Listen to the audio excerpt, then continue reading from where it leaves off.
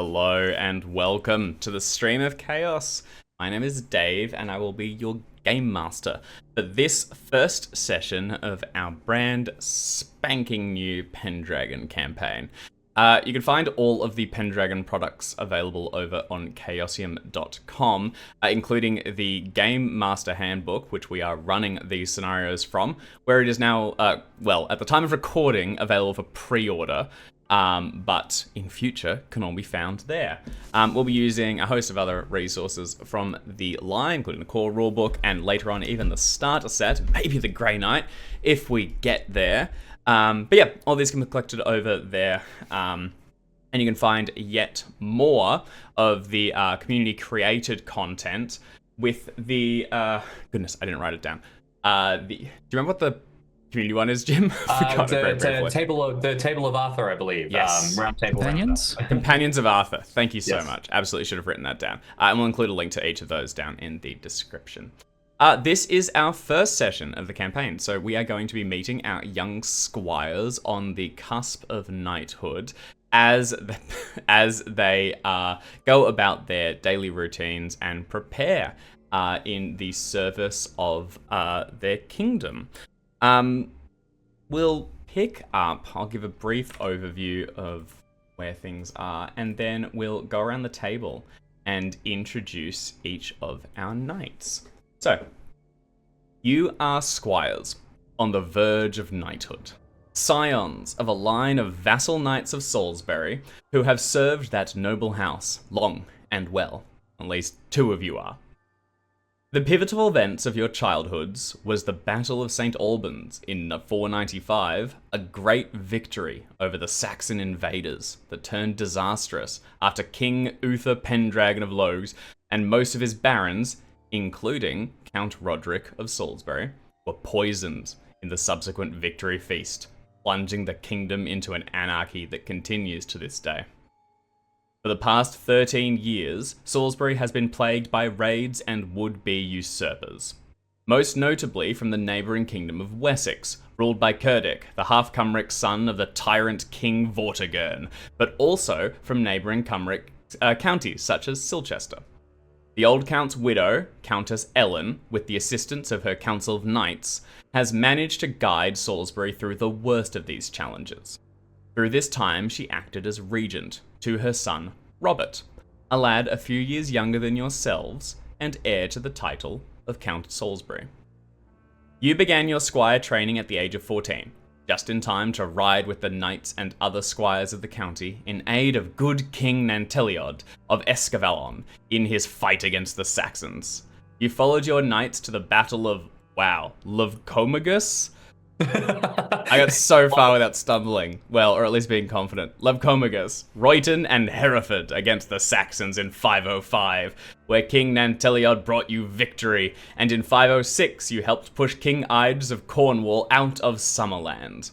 Meanwhile, a marvel sits in the courtyard of St. Paul's Cathedral in Londinium. A sword, transfixing a solid iron anvil set atop a stone, which appeared as if from nowhere, a year after the St. Albans massacre. It is said that an inscription on the stone declares the first person to pull the sword free is by right, King of Britain. A few have reportedly tried, but it does not budge. Now, over a decade later, it sits largely forgotten and neglected.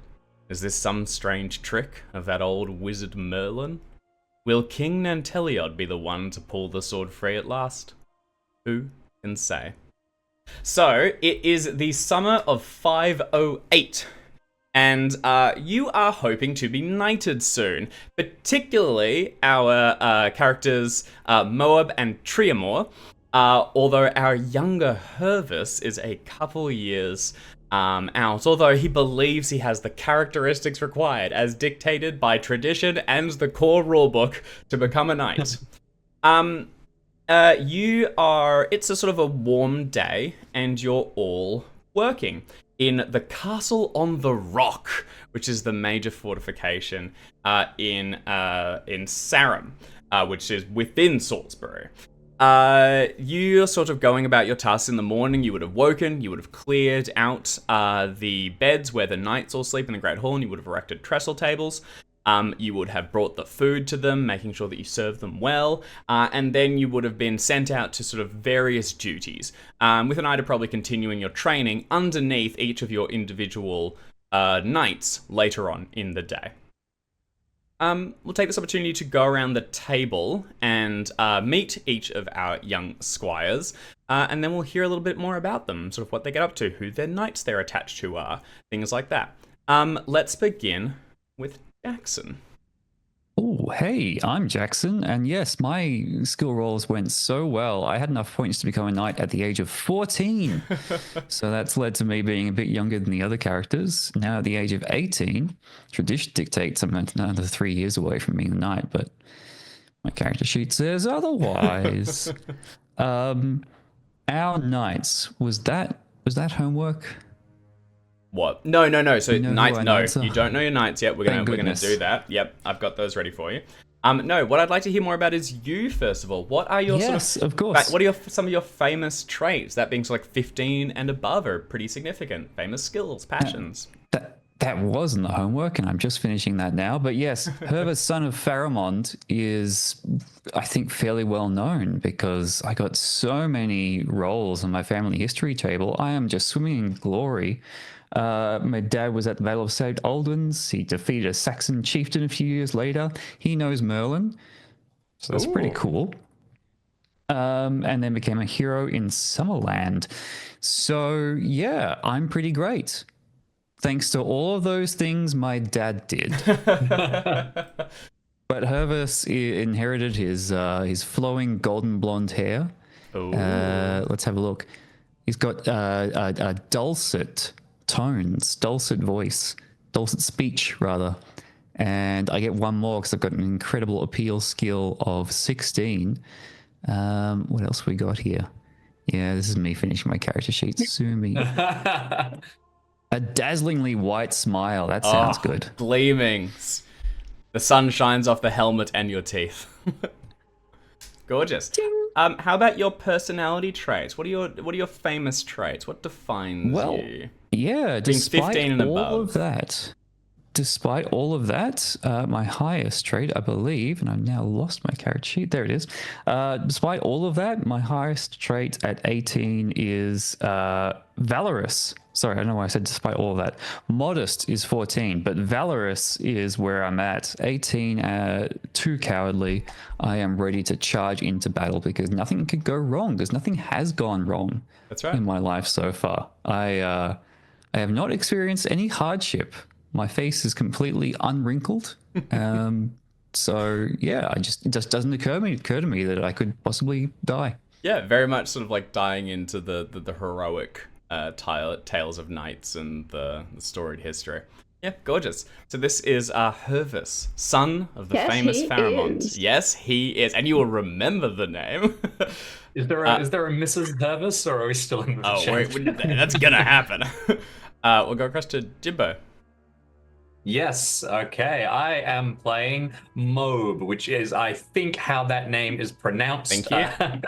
We're going to go with it, at least at this stage. I am the acknowledged because I was raised up, basically. I was a illegitimate child, and my father was pierced upon the loins or some other terrible injury, at which point it realized it wouldn't be able to have any more children, and that they'd better legitimize the one child that was around to grab.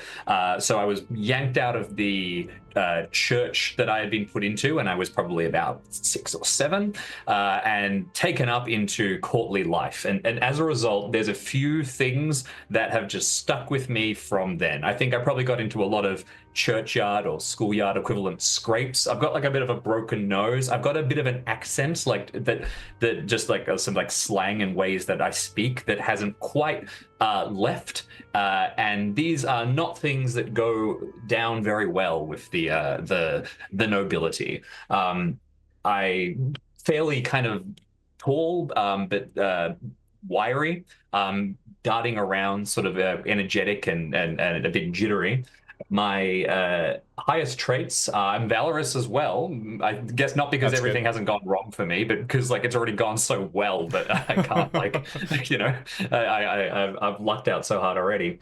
But I'm also very temperate and modest. I think I probably have a bit of trouble meeting people's eyes because I still think I'm around all these social betters than me, which explains my terrible scores in anything interpersonal. Yeah, that's fantastic.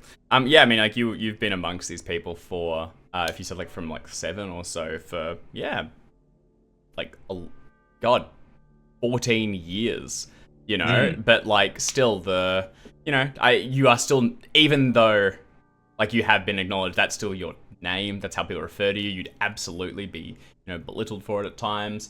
And yeah, you can't really shake it. And for your distinctive features, was that the accents? Like the I took vulgar and vacant as my distinctive features, and I think that vulgar, in the sense that this is to the eyes of the other sort of knights and nobles. I am not of their ilk because I sort of grew up not being that way. And vacant, I think that it's sort of just like I have kind of like a resting slack jaw face, sort of, if you know what I mean. Just pretty happy to zone catching out. flies. And it looks a bit like, kind of just there's Mobe standing in the corner staring at a wall again.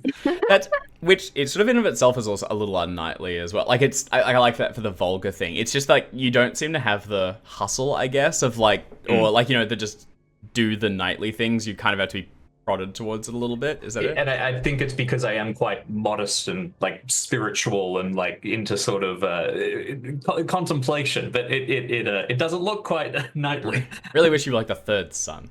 Yeah, perfect. All right, and then last we'll go across to Alex. Hello, I'm Alex, and I'm playing Tyramos of Summerland, which is like right next door, and that's because I'm like a second cousin twice removed, which is honestly probably the only reason I'm still here, because I'm bad at everything.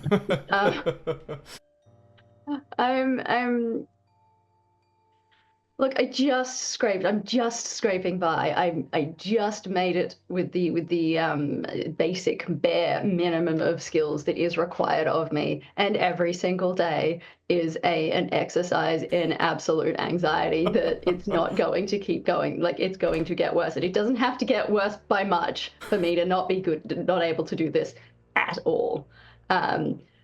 A lot of hard work and just perseverance and family connections, though, has led me to being a pretty good hand with a sword, or at least an unexpected hand with a sword, because everything I do looks a little bit awkward because I'm a left-hander, which is apparently a negative trait. Thanks, fam. Sinister. Yeah. I just thought it'd be fun for me to just continue being left-handed in the game. No, I think that's really cool. There's a great section on it. There's a pop out which is titled "So You're a Left-Handed Green-Eyed Ginger," which just says like all these things at that time were seen as cursed, and you can choose between all those. I'm excited. And very funny. People say it to me in real life now. That looks especially when I'm doing things with sharp objects like kitchen knives. Like when I'm making dinner, people are like, "That looks scary. It looks like you're using the wrong hand." I grew up in a house with I'm left-handed too, and all of my family are left-handed except for my mum, and she was constantly infuriated that every pair of scissors was left-handed, every piece of material is left-handed. Well, look, welcome to the experience of most left-handers. Fantastic. Man. I'm also relatively good at horsemanship, probably because my social skills are so low that horses were my best friends. Yeah. Not too bad on fiddle, and not too bad with first aid, which trying to get better at first aid, because that seems like a really good in for me to like be kept around. If I can do nothing else but maybe keep people from dying a little bit, that would be good. The one thing that people do say about her, though, is that she's brave. She's pretty bad at stuff, and it doesn't go well when she throws us off into the fray, but she'll do it anyway. She'll give it a whirl. Yeah. She'll just do it anyway, and boy, heck, is she loyal to the Lord. God damn right. As a knight We're should just not be. going to worry about that mean streak, or like that cruel streak. The what? Is a little... The cruel streak is a little worrying, but we're just not going to worry about that. We're gonna, we'll see how that one emerges. That's gonna be exciting to find. We'll see how that one plays out. Yeah, so uh you are, yeah, as I said, you're from Summerland, which is one of the adjacent kingdoms. And you were squired here to kind of cultivate allegiance, make sure you guys are on the same team. So there's also, like, there's kind of several things making sure that you get lifted up. Um, I also love, though, that your side sent across a left-handed woman to be squat. Like, that feels like a slight. It feels like an insult. Like I would have shown up on their doorstep and they would have looked at me and just been like, We're going back to war. You got anyone else? Yeah, prepare to fight.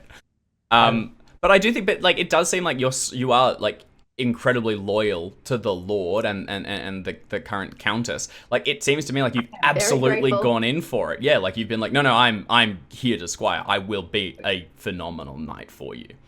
or at least look, I'll be a warm body you can throw at a wall. Send me into the siege. Like, I'm super grateful just to be here. Just happy to be involved. I've had one of those things where I looked up a term that I believe was from this time. I think that those sort of alliances where they sent people over, often the children of nobles, they were called hostages. And it just occurred to me that hostage is from the word host. You are in hostage of somebody, so you are being hosted. Ooh, that's good. That's good. Like a look up. So when we're talking about hospitality, Yeah, it's being a hostage taker. Very good. Oh, that's super interesting. That makes sense. If you work in a restaurant, please start calling the people coming in to eat your hostages. And let us know how that goes. All right, fantastic. Use your one phone call to let us know. Yeah. You are all working, sort of going about your tasks. Now, you have direct knights, people that you serve. And you would see to them. Your job is to tend to their horses and make sure that they are well fed. You will train alongside them. You'll work with them, and basically, this is just the hierarchy of the feudal state. You owe everything to them. You follow their orders blindly. They in turn follow the Lord's orders, and so it goes. Your knights are all household knights, so they're sworn directly to the Countess and to the future Count of Salisbury, and they are older men, each of them, sort of 4 or 5 decades under their belt, relatively well known within the area and respected. Hervis, you serve under Sir Idwal, Idwal. He is one of the younger of them. He is actually only just turning 40. He has a little bit less glory than the others. He is also by far the most modest and slow to speak. He holds his tongue, he waits patiently, and then he delivers his advice. Giving aid to a lord is a key part of a knight's duty. You're expected to go and fight, but you're also expected to provide counsel and help them to come to decisions. And so Idwal's got that trait of doesn't speak often, so when they do, you'd best listen. You have probably had a bit of an interesting pairing with him because you have quite a bit of ambition, it seems, right? And he's very much the slower, steady, we'll get there when we get there. But something you've learned, or that you think you've learned, is Sir Idwal treats you a little bit like a trump card. You're to his mind, probably one of the most promising squires. And he's very eager to see you, rise and do all this correctly, go through the motions, and come out successfully, but it's like, don't shoot the shot until you've got, target in your sight. I lost the metaphor on the way, but that sort of thing. It's very, very measured. How do you think you handle under him? Possibly looking at some of the other brasher, more heroic knights. I think that's okay with me. Yeah. because I think what the thing with Hervis is he thinks he's already made it thanks to his incredible genetics and his dad's history. Like, if you listen to him speak, he'll mostly be talking about Sir Pharamond. Like, if someone is telling a story like, oh yeah, I was out in this hunt and this boar did this thing, and then Hervis will just say, oh yeah, my dad's hunted a boar once, and then like tell that story, not as if it was his own, but like just borrowing that glory. Yeah. And so I think Hervis probably sees himself as already on the same level as Edward in some way. So, Yeah. you know, Okay. just like he just thinks that we're already peers in some way. Interesting. I think in that case, you probably have a bit of a strange relationship. I think particularly, or because he is your direct superior and certainly commands, respect, and by his own like methods, silence. I think also the like retelling of stories of your father shifts it a little bit too, because it's kind of like things you haven't quite earned yet. You'd oft be reminded that the other squires will be knighted soon. You still have a few more years and more patience to find. Apart from that, though, you'll find him a capable teacher, and he's also he's slow to punish as well. So if you kind of want to, you can get away with a bit. But yeah, this is Sir Idwal, your attached knight. For Mobe, you've been attached to Sir Leo, who is actually one of the oldest in the court. He's just brushed, not 60s, it'd be high 50s though, and he is heavily respected. He served under Count Roderick the previous, and he was very successful there, and he is the present Countess's champion. So that means that if it comes to a duel or personal protection or something, he is the one that steps in. As such, he has some extra privileges and certainly respect. He is very wealthy and quite upper class. Comes from a line of nobility. And he actually has 2 squires. He has a second, a younger squire than you, which is a young man called Booth, who's actually a little bit younger than Hervis. So this is another interesting pairing where you've been put with, like, you are kind of the opposite of that. You don't have the lineage so much, or your lineage is in question. You don't have the respect or the longevity of years. Leo is very, like, bristling mustache and a little bit of bluster. He's getting to the other side of his most, physical experience. Like, he's going to be less capable, but he has years and years of knowledge behind it. How do you think you interact with this? Like, what's your give and take? Do you think this works? And again, you wouldn't have necessarily been squired with someone the whole time. You can get shifted, but the default would probably be you've been with this person for, well, since you were a squire, so 14. Yeah, I think that I have been with Sir Leo for a while, and it actually makes sense. I think that considering that Mobe's, not the biggest win, not really a trump card to be used.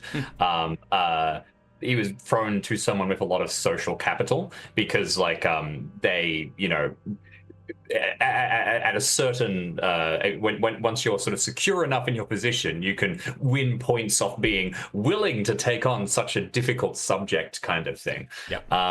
I actually do think though that they're not close by any means, but they've both fallen into patterns of station quite well. I think I sort of Mobe's kind of effectively allowed himself to be bullied and take heaped sort of like insults or whatever from this guy. Not insults directly, I think, but sort of like just rudeness maybe.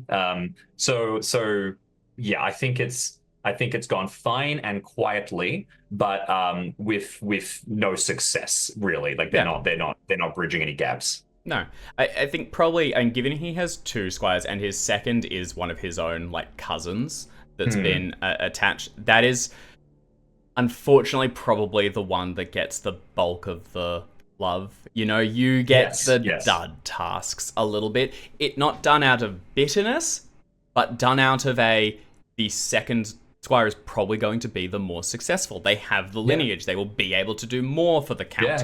They should be the one that gets the time. One thing for the attachment, could it be that Sir Leo knew your father and that this was done as a favor? Because maybe not many people wanted to take it, but favors are very much a part of Pendragon. Not only can you earn like granted land and things, but I was reading for like some of the dowry things, and a big one will be some of the people that don't have money to offer will just offer favors. Like, I just owe you, and they've got like, you know, it's on scale. So it could be that if Sir Leo owed your father enough, he could just pull the pin and say, get my son his knighthood and make sure that my lineage doesn't die here. Yeah, I quite like that. Now, I don't think we locked in exactly who my father was or the circumstances of that. I quite like the idea of him having sort of been injured in a really stupid way. What if he was jousting with Sir Leo, and Leo is the one who injured him in an accident, and it's that's the sort of, he's like, well, I better quickly make sure that you have a lineage. So there's a bit of. I really like that. I think we just couch the whole thing with a veil of, is that how it went? You know, possibly. Like, I think it definitely wouldn't be publicly discussed that Sir Leo injured him, because taking out another knight, like, you know, that would be a bad thing, and that would certainly stain his honor. Very much so, yeah. So it's, even I don't know, you know. But it did seem that Sir Leo was more willing than anyone else expected to take in the acknowledged bastard. Even when he already had like a cousin who was going to be the page, and it was kind of already pre-planned. Apart from that, also the other one would be like, your religion skill does give you an interesting insight into the world, and probably would be something to be like discussed, that he might be able to, you know, you guys can click on things. But yeah, very interesting. All right. Our last squire is attached to Sir Jaradan. That's Jaradan. And so Jaradan actually has quite a bit in common with Hervis. He is a young knight. Well, I really opened up with they're on their 4th and 5th decade, and this is the second one that I'm now describing as younger, so we'll put him in his 40s. Younger than others, who's kind of still trading on his old man's name. His father, Sir Jaren, was like legendary. Like, any story you come up with, there's a better one that Sir Jaren did. This dude's, you know, couched lancers and ridden down giants. He's been all across the area. I mean, my mum rode down a giant, so. Well, like, you know, humble him. So he's done all these incredible things. He does not seem a particularly likely one to take in the, you know, future dame from Summerland, particularly with his ambition and his own lofty goals. The big reason he took you was he previously squired under Dame Aspara, who is one of the household knights and a woman, and a very, very successful knight. And clearly he's either like looking to pass that on, or honoring it, or somehow repaying a debt, but he was actually quite willing to take you in, and you have found him, although he is certainly not a humble man, even when it doesn't come to his own things, he is genuinely very driven to see you promoted, and does try to give you every advance that he can afford. And without that, I probably wouldn't still be here. And you probably genuinely have found, like, he is an ally to you, like, pretty, like, clearly. He's made that case. Yeah. It's his relationship with Dame Aspara, who oversees a lot of the actual training. And although you work with the other knights, she is the what's the term? I've scrubbed off my page. 1 second. It's like conciliate or something. Warden. I'll find it. Or I won't. Castellan. There we go. She like oversees all the knights in Sarum, And so she will oversee the like together training where you train alongside other squires. So she is very senior here and has a lot of respect herself. You have never from her found any charity or sympathy or like connection, but it's possible that it's kind of like skipped the or being passed through in a roundabout way. Would be thoughts that you may have considered. How you actually respond to that, whether you appreciate, this, or like, I guess I'll pass to you. How do you think your relationship is with Sir Jaredam? I actually suspect I have the best relationship with my knight, despite being objectively the worst squire. I'm a pretty modest kind of individual. I know that the skills that I have that are above average was so hard won, and it was only because everything else is just scraping me by. I needed something, and I think Sir Jaredan is the one who kind of would have sat me down and said, "Look, you're not built for this. Yeah. Like, just in general, you're kind of just not great at any of this. But your mum's name is legendary. And and you're the one who is here, so we're going to make the most of it. You have to lock in on like one or two things. We're going to pick what those are. You are going to train on those harder than anyone else. And you will never be the best squire here. But you're not going to be left behind. You can be the hardest working squire here. You can be the hardest working squire here, and you know what? If you were if you were more loyal, less annoying, and keep your head down, you might do okay." Yeah, 100%. I think I totally. And I wonder if when they were doing giant killing, he actually may have known my mum. Oh. Because my mum killed Jongun the giant. Hell yeah, that. I really like. I think he doesn't know her directly, but I think has heard of her. Yeah. Because I think when people are sharing giant stories, it's both of their stories come up. Actually, sorry, he may have met her, because if they went across to aid Summerland, he would have been with the knights that rode out with that. And that's actually probably the first time you would have met. Certainly Mo, possibly Hervis if he was old enough at the time, who would have ridden out with their knights. And if not in the battle, they would have been there to aid. So that's when you would have met them. And he would have possibly met your mother then. And when the whole arrangement was made, he took you. He would have certainly met your mother. That tracks. And they bonded over giant killing stories. Yeah, hell yeah. And out of respect for my dear old mum, it was like, all right, he's pretty ambitious and sure of himself, and he's like, all right, let's see if we can get another one out of this family. Yeah, hell yeah, let's get another killer. I think also, of them, so Idwal and Solia are both married. So Jaredan is not. He is unmarried, and certainly long enough that he would want to be having heirs at this point. You also know, Drew, he's on the apps, like he's looking. Yeah. He is like, banding about and hasn't really found it just yet. He actually looks like, if anything, he got a bit of a research. When you first were attached to him, he did not seem to be interested in, finding a wife and things. He seemed to be kind of just resolved to bachelorhood. But yeah, something's kind of re-sparked that interest.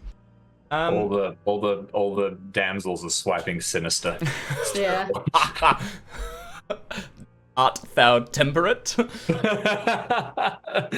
As just a sliding scale on that to see who you match with. Find the person who's got the same cruelty level of you, and you're like, we're clicking. That's so funny. They hate who I hate.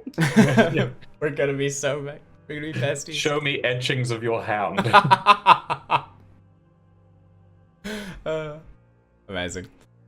So when we pick up, it's early afternoon. There will be dinner once the sun begins to draw towards the horizon, but for the time you have been set to pretty menial chores, just clearing things out and keeping things together. The bulk of the household knights are in a meeting with Countess Ellen, and you are all working under the flinty gaze of Dame Aspara. She is this steel-haired veteran knight, and and said to be, at least by the other squires, a daughter of the Amazons. She's served 2 generations now of the Salisbury lords, and as Castellan of Sarum, that being the castle on the rock, it's cool enough it gets 2 names, she will sort of oversee your general tasks, see your together training when your direct knights can't tend to you, and is generally the person that you would take a lot of your orders from during the day. How are all of you going about your work? And this is where your traits would probably come principally into play. Are you like, if you have a particularly, for example, if one of you were famously lazy, having 15 and above, it would probably be assumed you're shirking and finding an opportunity to avoid this work, and you would actually roll against that to make sure that you are committed. This is just a average day to your minds. It's just 1 of 100. Does anyone have a particular angle? Laziness would be the most obvious one versus energetic, but if anything else comes up.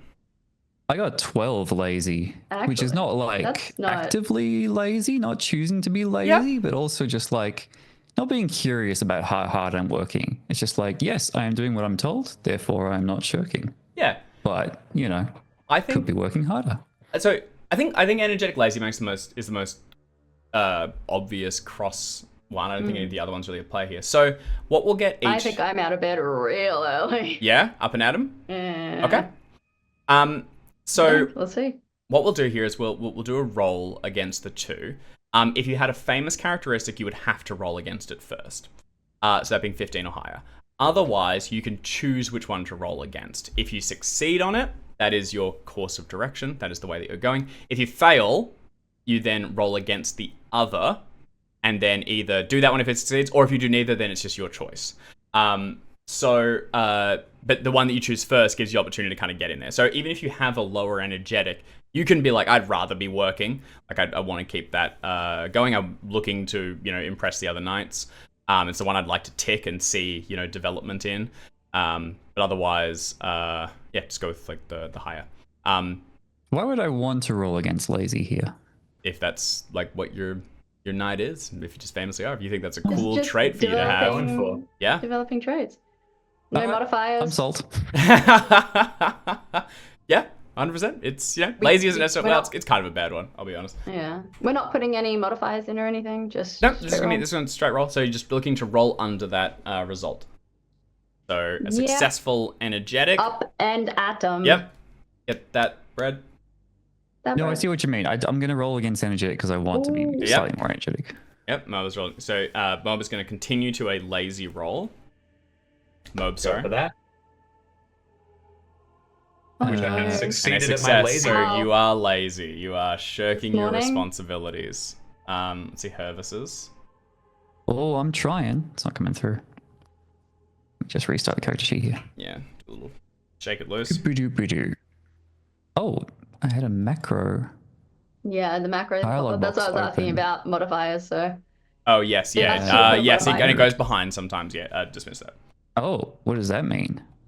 Nothing. And now my character sheet's just not working.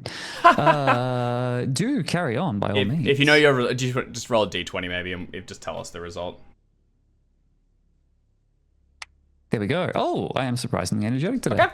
Hey, we're up and we're at 'em. You just don't want to be outshone by me. Anyone that succeeded and check the relevant trait, so that's going to shift you in one direction or the other. Interesting. Oh, Grant. Yeah, no, take a check. So, Jim, you're going to add a check to lazy, Hervis, and Timoa, add one to energetic, and how is your day going? What are each of you getting up to? How do you think it's just in this sort of the beat of it?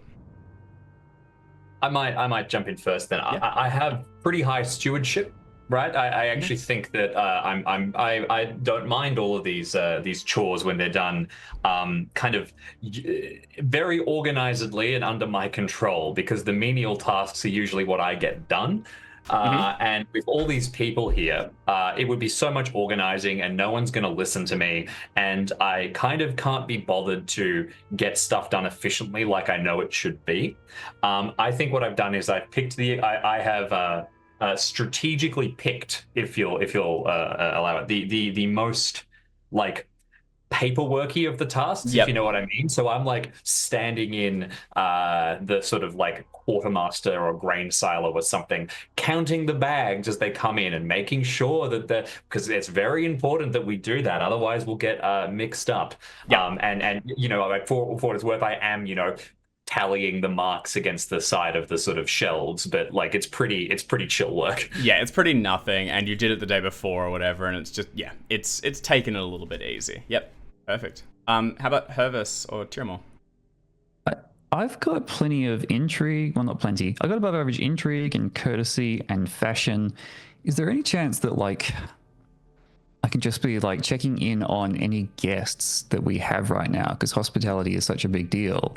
It's just like, oh, I don't know if this is a thing, but if the Lord is sending, like, a squire to look after you while you're staying here, like, you know, helping you out, helping any guests out, is that a good look, do you think? Like, Yeah, I think. good morning, you know, here's the news. Are you paper. riding today? Can I get your horse ready? Like, just like, yeah, it was like a squire, a bit of squiring for guests. Yeah, for sure. There'd constantly be people coming through. The keep has a town around it, and then a second larger wall. So guests come and go, and occasionally there'll be people that are actually hosted up in the keep itself. And yeah, there'd certainly be someone or another staying here, and you kind of showing a bit of initiative with that energetic, kind of finishing your tasks. We'll just set yourself in and just check in if anyone needs anything. And it also works really well because it gets your face out there. You're the one that asks. Now remember exactly this what I was squire. thinking. Yeah, certainly. So you're sort of coming and going, making sure that people are seeing you and making sure that you're helping. How about Tiramore? Oh, I get out of Dodge as quick as possible down to the stables, and you know what? I will put in hours and hours and hours of work, maybe even there pre-dawn, to get all of the horses sorted, check all of the gear. But I'm out of there. It, like, when you get there, it'll be a good job, but nobody sees. Like, my goal is to just get out from underfoot, get out of Dodge. Yeah, it's just doing the work that needs to be done. And if I can do the work that is like away from other people, that's where I'm going. Yeah. Going through the stables, you'll see all the horses that are hosted by the Countess of Salisbury. There's these large chargers, because a lot of the knights are currently here. For the meeting, there's these huge chargers that just have an enormous power in them. And as you're going about and cleaning them and feeding them and everything, you've trained on them a couple of times now, but mostly on smaller horses. You're approaching 21, or actually you are 21, and you're due to be knighted soon. You've possibly been earmarked a horse, because you will be given, as you will be becoming a house knight, you'll be being given a horse, a war horse. And so you've possibly got either one that's been promised to you or like suggested by Sir Jaradan you might be getting, or you maybe just have a favorite that you're really hoping to get. Tiramore's a bit of a horse girl, right? Like that's the, yeah. That seems, yep. Do you think... surprisingly good on horseback, surprisingly good with a sword, or maybe just unexpected. Yeah. You don't expect it to be coming at you from the other side. Genuinely, I think that'd throw me. It's just do you think you have a particular favorite? Can I randomize my horse? Absolutely. For my favorite horse? Do I have a whole chapter on horses? Yes, I do. Hell yeah. So, I'm gonna get you to roll. Let's see. So 1, 2. How many colorings are there? 1, 2, 3, 4, 5, 6, 7. There's 8 colorings. However, some of those are just not gonna. You cannot get a white one. The other ones I'm okay for happening. So I'm gonna have you roll a d6, because even that last one's pretty rare. But if you get a 6, we'll give you a chance at getting one of those like rarer ones. And yeah. So if you roll a d6 for me. Oh. My command. I changed my command for this one. It obviously wasn't working.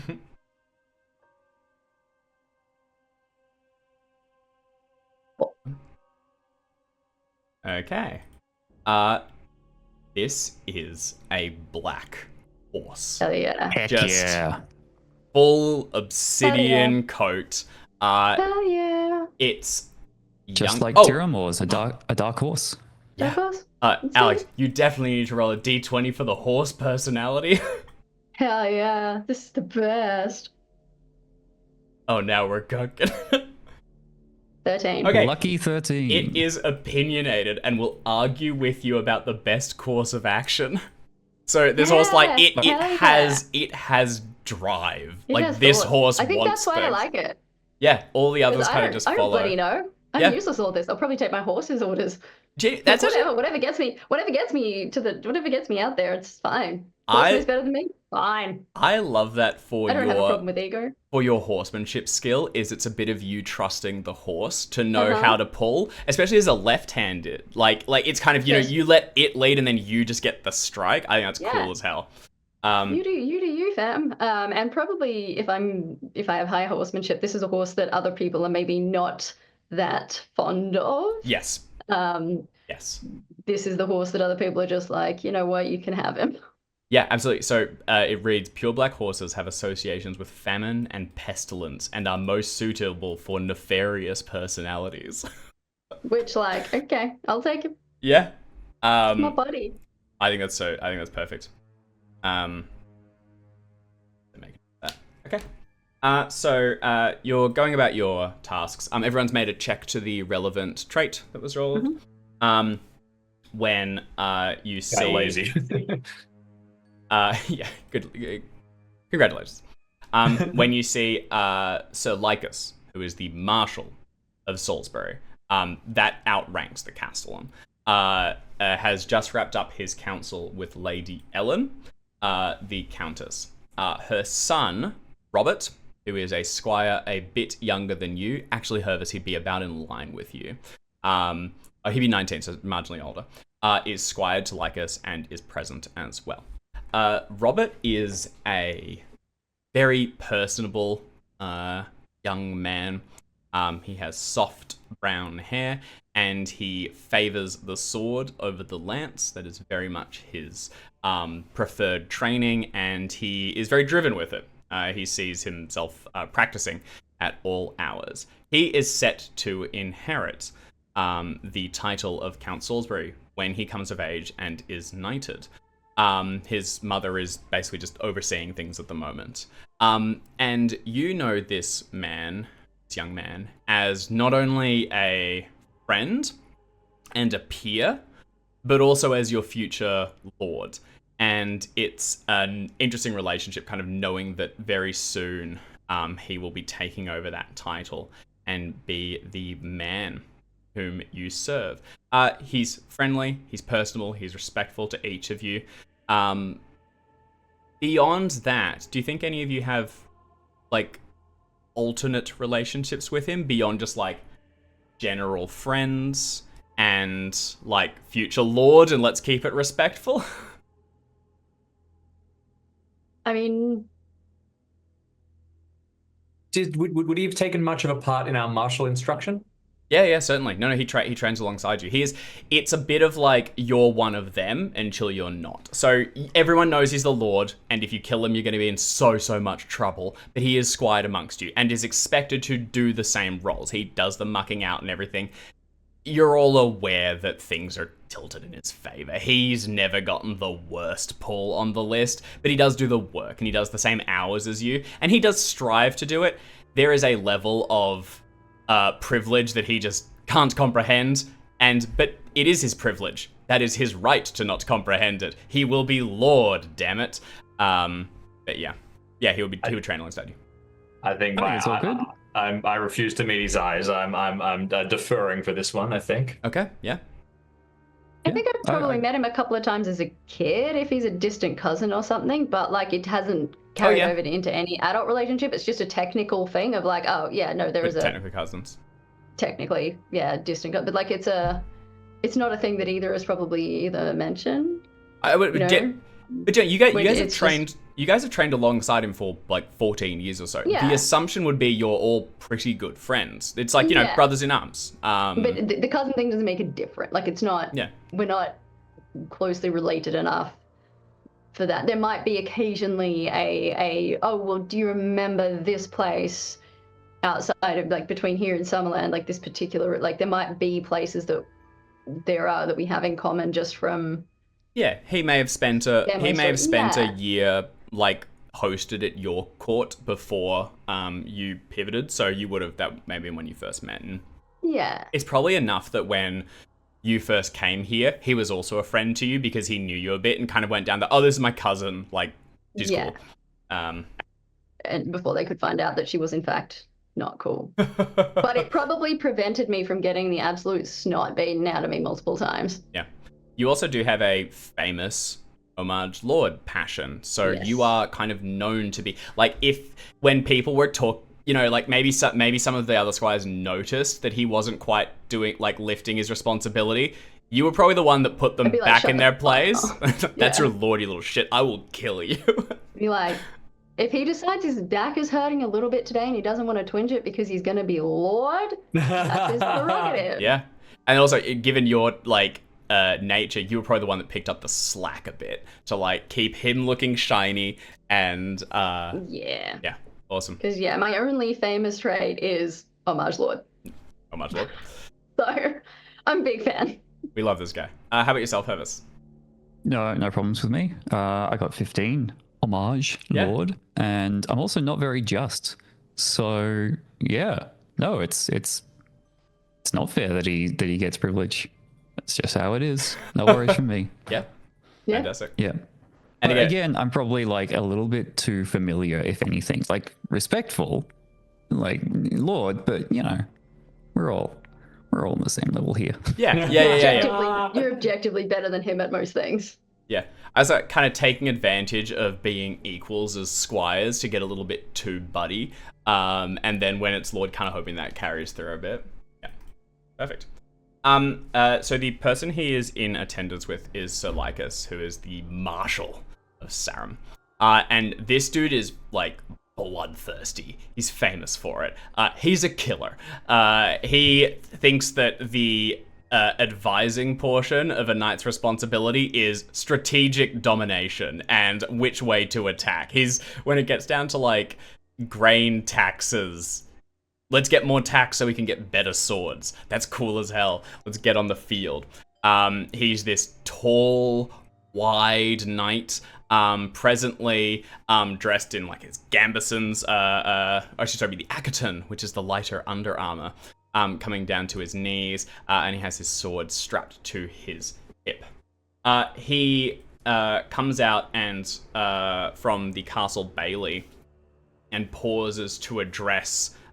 Comes out into the bailey from the castle and pauses to address all in attendance, that being yourselves by chance. He's talking to the knights that are present and the squires that would need to go and fetch their non-present knights. And he says, we've received word from King Nanteliod. There is to be a great battle against that vile pretender, King Cerdic of Wessex.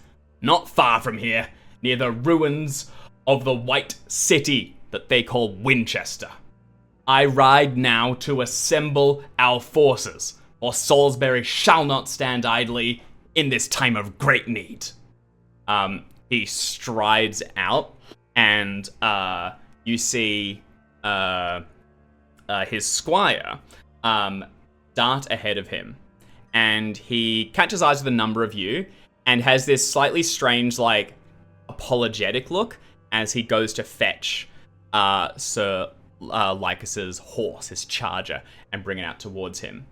You see Dame Aspara, who was overseeing your work, walk across to Lycus and begin to talk to him. It's brief and it's very animated. She seems to be gesticulating a lot, so Lycus seems to be kind of trying to, like, sorry, can't talk, gotta get the horses here. Uber's pulled up, I really need to go. And she's like, I'm actually in between you and the horse, so finish it. What are the three of you doing? Just pause and see how things unfold? Or does anyone have like an immediate, like, I'm gonna try and do something? Oh yeah, I'm assuming like I'm still I'm part of I'm part of this discussion about Just what's walk happening up. with the steward and the marshal. So I just assume this isn't.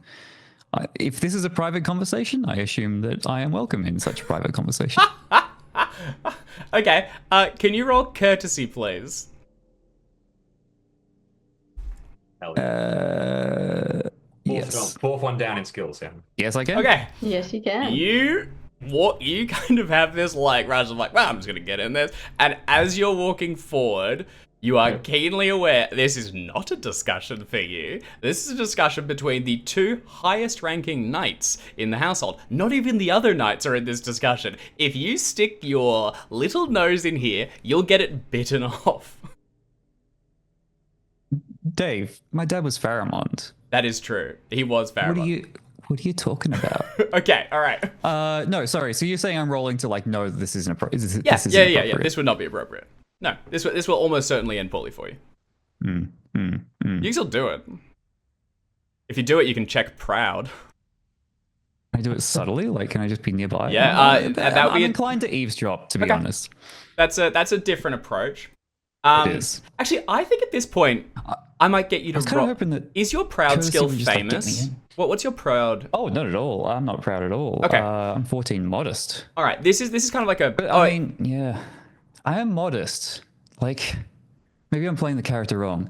Would I do this? No. Also, we've only just found modest. the characters, so we rolled. For those that didn't watch our character creation, we rolled everything. So all of our traits are randomized. All of our skills are generated off our characteristics are randomized. And this is our first time playing Pendragon, so we're still kind of finding these. I am very much a fan of just move the numbers around to find your character, and for if you're doing that within moderation, it's just to tinker it to make sure the thing makes sense. For the traits in particular, I think if you ever just want to like flip them, just do it, like as long as it then gets established in the canon. So if you want to flip them now and say your modesty is 6 and your proud is 14, that's totally fine. And if you want to, basically don't move anything into famous without flagging it. But if you just want to like juggle numbers, that's all good. Maybe I should. Yeah. Honestly, it's going to be hard to play this character with all of these amazing points. You kind of got to have some hubris. With 14 modesty. I What agree. am I going to be modest about? Yeah, This you is kick ass. absurd. Yeah, flip it. I am 6 modest and 14 proud. Okay. Yeah, perfect. My job just got so much easier. This is the return of Chaz, but as a knight. It is. And Chaz was justified. kind of Chaz didn't have anything going for him. Yeah. Irvis though. Yeah. Irvis So actually is the captain of the football team. yeah. So actually, kind of like this point though on like, does the courtesy get me an in? And I think sometimes it can. You can find ways about, but a lot of Pendragon does just have some like binaries where it's like if you ever talk out of turn to the king, that's bad. It's just how bad does it gotcha. get? This is a binary. You are way lower than these people. If you stick your nose into what is clearly a argument or like a discussion inappropriate, you're liable to get burnt. It's just kind of how much. All right. Yeah. In that case, can I go for a bit of eavesdropping? Yeah, go for it. Sorry, I was going to get you to roll against proud to see if you're willing to like kind of hold back and attempt to eavesdrop when you would rather just, all or nothing. Okay. Was Now what I I was gotcha. thinking. Yeah. So I'm rolling for proud. Roll for proud. Yep. Thank you. Roll for proud. I'm incredibly proud. Okay, you're incredibly proud. Worth saying at this point, in Pendragon, generally the goal is roll highest underneath your skill. So you want to roll as high as possible without getting over it. So because that one would have okay. succeeded for like anyone's pride score. It's all success, so it doesn't really matter. It would only be if it's like trying to Just get for towards a opposed crit or rolls. something. Yeah. So that is a success. So what I would say here is you probably can't just hang by and eavesdrop. It's either in or out. I'd be tempted to say you just have to basically go in even. But you succeeded the courtesy, so you do know. Kind of leave it with you a bit, Jackson. If you want to butt in, you can check that proud score and suffer the consequences. If you want to back off, that's you kind of going like, I'm not going to just eavesdrop, but they should have included me in that conversation. I won't go in. I won't eavesdrop, but I will stay nearby in case they need me. Okay. All right, perfect. That's a little proud I'm at. That makes sense. Timor and Mob, just continuing with work. I'm looking busy as quickly as I can. I have a feeling that someone's going to suddenly come and check what I'm doing, so I'm immediately realizing you had. I really let the day get away from me. I was really relying on the afternoon rush to get this done. I'm going to rush over and suddenly volunteer to be helping one of the smaller squires carry 3 bags of grain, so I look like I've been doing this all day. And you look strong. It's cool and good. Yeah. Okay.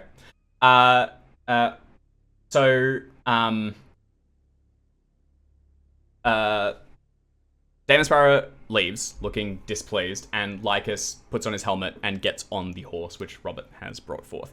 A number of other knights begin to mount up around them, and you steadily realize that this is, it's a call for war. They're beginning to rally people. As you look around, your own knights are not among them. And when Robert looked about apologetically, it was directed at the 3 of you. Other squires are beginning to prepare equipment. They're rushing back and forth with this frantic energy that you remember from the last time you went off to a battle. This excitement, this chance to claim glory, this chance to use your skills, this chance to do something apart from mucking the stables and charging down straw bales. But you will, unfortunately, be missed from this as your own knights turn back to their own tasks and begin to head inwards. Damasparrow eventually comes back and gathering the now smaller group of you is at first clearly affected by this as well, but as she approaches, you see her just fix a steely gaze and appears as if she does not even care. She's going to gather the 3 of you as well as 2 other squires who are remaining behind. One is a man called Pierce, Pyrs, and the other is a squire called Kenrick. Kenrick is 21 as well, and he is the best thing to ever happen to knights, as far as he's concerned. He thinks he's hot shit. He has a bit of a nasty streak, but he's also quite two-faced about it. Purvis, he sucks up to you a lot and really tries to treat... He's got this thing in his head where there's the big 3. It's Robert, Purvis, and me, Kenrick, and we're best friends, and we are, going to do all the right stuff. Then there's the losers, Moab, Tiramore, and Pierce. And he takes any opportunity to shirk responsibility onto the 3 of you, make demands, and sometimes be just actively cruel. When it comes to training, you all use blunted instruments. He swings his as hard as he can. He will whack you in the head with that thing, all in the service of training. And he's been punished for it a bit. Damasparrow is pretty, doesn't want anyone to actually get hurt, but it is training, and you are going to go to a battle. But he's just kind of gotten sneakier about it. And he'll do anything to get an advantage and desperately wants to win in any mock competition that is ever set. Pierce has... I'm not sure how Moab and Tiramore have reacted to this, whether this turns into hatred or just rolling over. Pierce has I'm quietly simmering and waiting for my chance to unleash on him. 100%. Okay. Hell yeah. Pierce has gone the method of, this is really bad at his confidence. You've been with this kid for 14 years or 7 years, depending on when you guys came over as squires. He started off kind of confident, and just over these years, unfortunately, has really been quite shaken, and is now very nervous. And his recent comments has been that he's not sure that he's going to be knighted anymore. He actually struggles to go against Kenrick when it gets to trials and things, because he knows Kenrick will swing on him. And Kenrick has detected this weakness and chooses Pierce as his opponent anytime he can, because it's an easy win for him, because he's bigger and he's stronger and he's got the kid on the edge. There's the other 2 squires that are staying with you. Moab, how do you think you handle this dynamic between the little trio? I think that speaking of just rearranging one or two passions, looking down it, I've got all of these sort of very merciful. I've got a huge, famous temperance, famous mercy, famous modest. The one thing that doesn't quite fit is just and arbitrary, which I think that fits into this. I might swap my 12 in arbitrary over to just Yep. and say that I don't like this, Yeah. and sort of so I probably try to weirdly Pierce is getting headhunted for training as much as possible because I see every time I can pick him as a way that he doesn't have to get paired with Kenrick.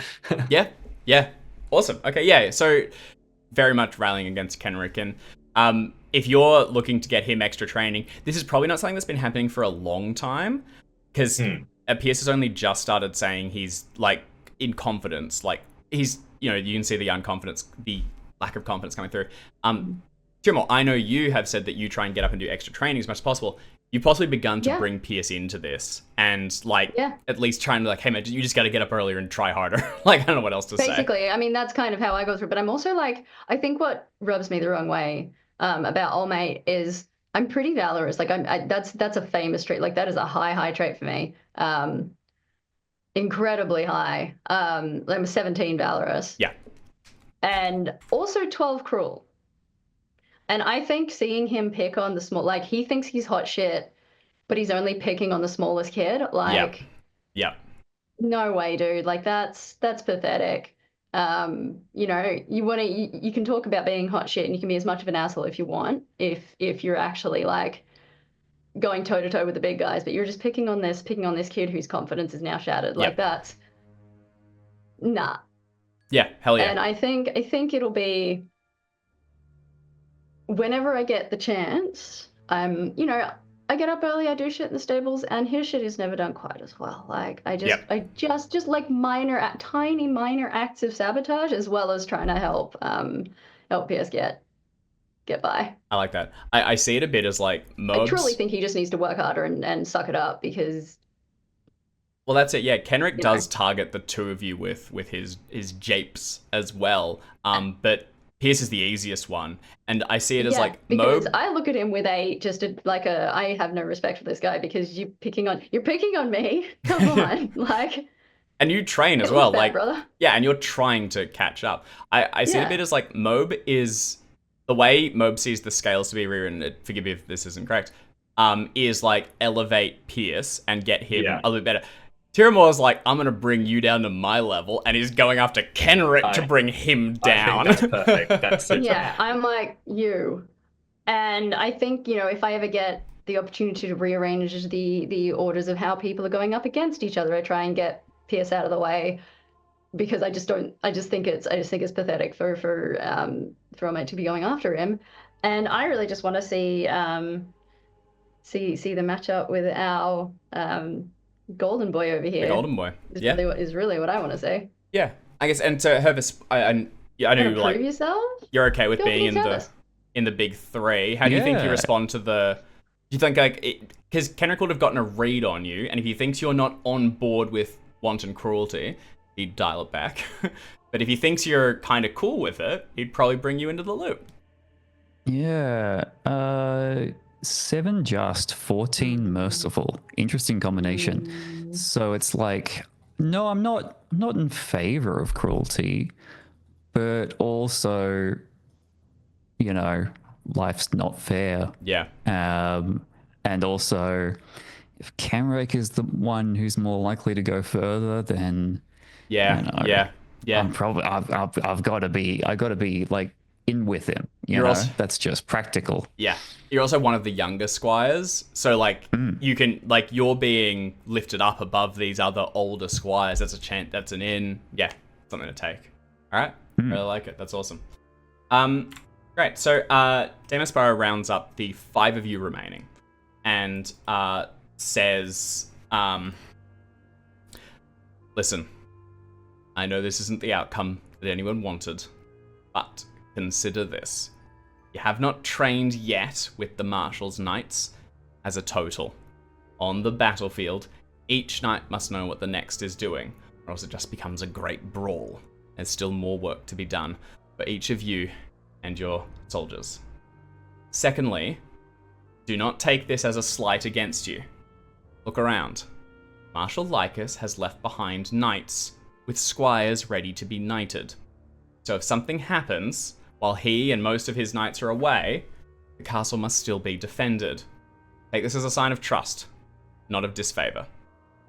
And lastly, if it is not clear, no squire will ever question the marshal's decisions. This has been done, the order has been given, and you will return to your work as quickly as you can. Now everyone back to the stables and finish your tasks. She sends you out and away. And those of you that possibly weren't certain if you were going to be knighted, find yourself in the company of those that are intending to.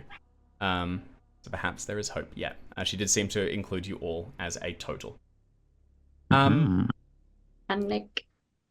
Yeah. So just to confirm, to recap, there's a great battle coming, but Yes. we're being left behind. Yeah, so...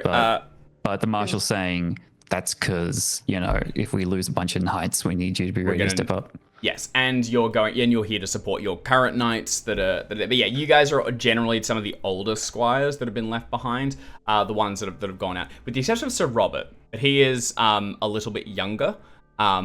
Too valuable to send into a battle untrained. Wait, sorry. Oh, no, sorry. He's been sent. He's gone. Oh, he has. He's gone. So he's one of the ones that amongst your peers would probably be. He does seem to have been sent. Granted, he is attached to Sir Lycus, who is the marshal. He kind of has to he's go. The marshal. Gotcha. Yeah, Robert is attached and to also, him. as the future lord, he needs to know how to command a battle as much as possible. Yeah, and this is expected to be a victory. So they currently... This is the flip side of privilege. Yeah. Is expectation. Yeah. It's also, as knights, it's also the chance at honor and glory. You want to be in that mix. That's where you make your name. That's where you test these skills. So yeah, what'll happen? So Lycus, as a marshal, will go about Salisbury and rally the knights. Not everyone is here in attendance. Not everyone remains at the stronghold year round. So his role will be to go about and gather them. Some of those names may include your parents, particularly Moab and Hervis, given they are in this area. They will probably be the ones that are summoned to actually go and march in this war. They would be from somewhere within Salisbury. They just don't stay in Sarum constantly. They have their own holdings because you are all vassal knights. So they'll go about, rally everyone, and then they'll go off and have a great big fight, and that'll be really cool. And yeah, it sucks that you don't get to go with them. But they should be back in a couple of weeks, and you'll be able to hear more from them then. Speaking of a couple of weeks, time begins to pass. We zoom outwards, and summer rolls forward. Your training continues, and the life in the castle ebbs and flows. Guests come, guests go, you tend to them and tend to the others, you hear tidbits, and the seasons shift. Little word comes back from the others. Passing travelers will mention that, they heard the host marching.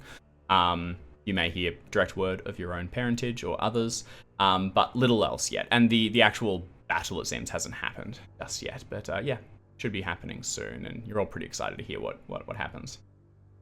We're going to go to some training, as that is the most critical thing, and that was what Dame Aspara called out as being the kind of missing piece of your training, is beginning to do not just individual swordsmanship, but charging in a unit, and elements like that. But before we do so, I want to zoom in on each character and kind of have you concoct an individual scene that suits whatever fancy you wish and brings one of your abilities to the fore.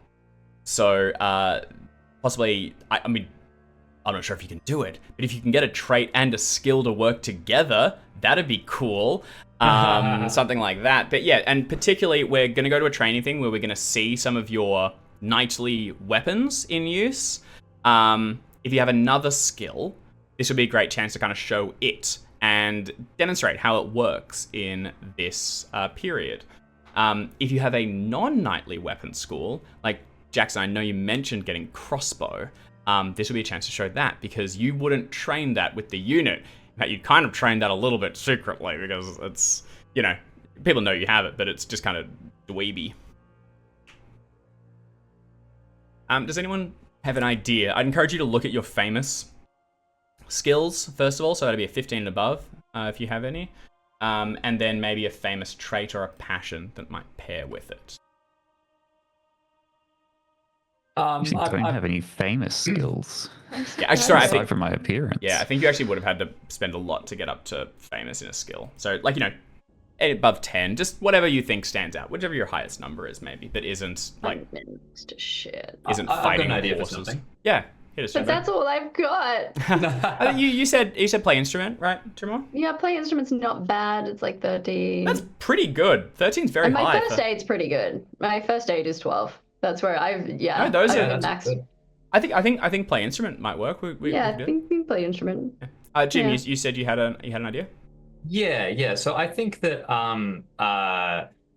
I have because I've during the character creation I rolled we roll sort of like skills from our family, and I rolled doubly blessed or whatever and got one from each, which I like to think is the sort of angle from the church, which is why I got stewardship, and angle from my father, which is why I got battle and tactics. And I think that one of the training things is like, I'm decent with weapons. I've got pretty high agility and stuff like that. But I haven't spiked massively into it. Yeah.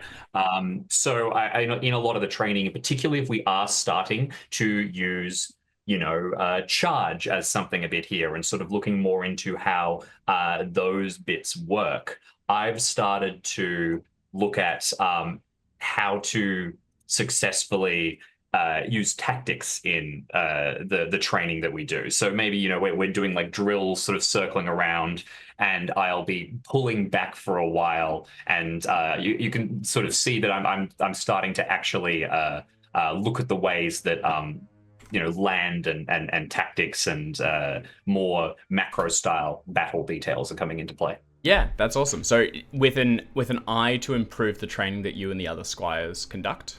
Yeah, I think so. So it possibly if we're doing like passes at each other in riding, perhaps we get one really good day, and maybe sometime when the dame is supervising over us, where I position us so that we have the better land over the three lesser squires have the much better angle over well-tread ground that we've been practicing on for a while, so that we get to outshine the others a bit potentially. Or that's my goal. I really like it. So can you give me a battle roll? Okay, let's see how we go.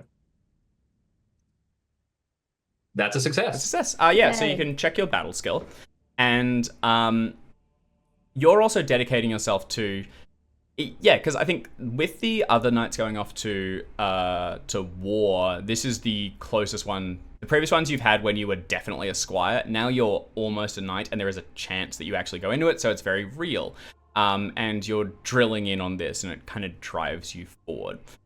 You've also realized that there are inherent advantages to those that are better trained and better equipped, and there are also means to level the field against them.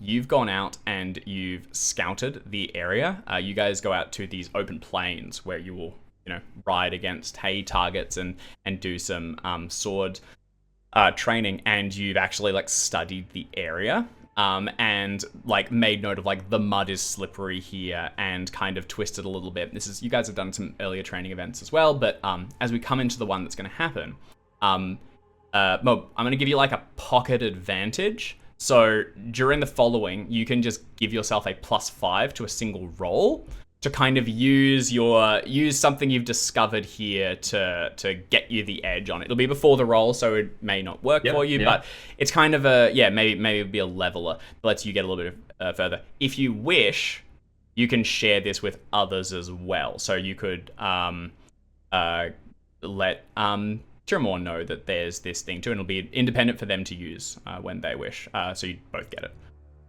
Whoever you trust, basically, and want to kind of see succeed. Perfect. I'll eye my passions and decide whether I share it momentarily. Perfect.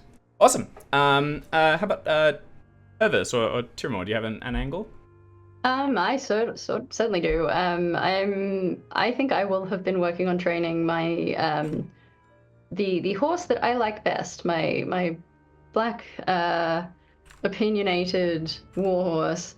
to respond to. I said fiddle initially was my instrument, but I actually think it's going to be some kind of wind instrument, a trumpet, like a battle trumpet. And I think I've been working on getting him to respond in certain ways to different, like heraldric like Yeah. I think I've gotten him to basically do like a rear up and stay there while I'm doing a charge. Yes, that's so good. Yeah, I really like that. And it just looks really good. Yeah, that's awesome. And it's also probably heckin' terrifying. Yeah. Big rear, like black horse. That's sick. Can you give me an instrument roll? Let's see how this one goes. Ha!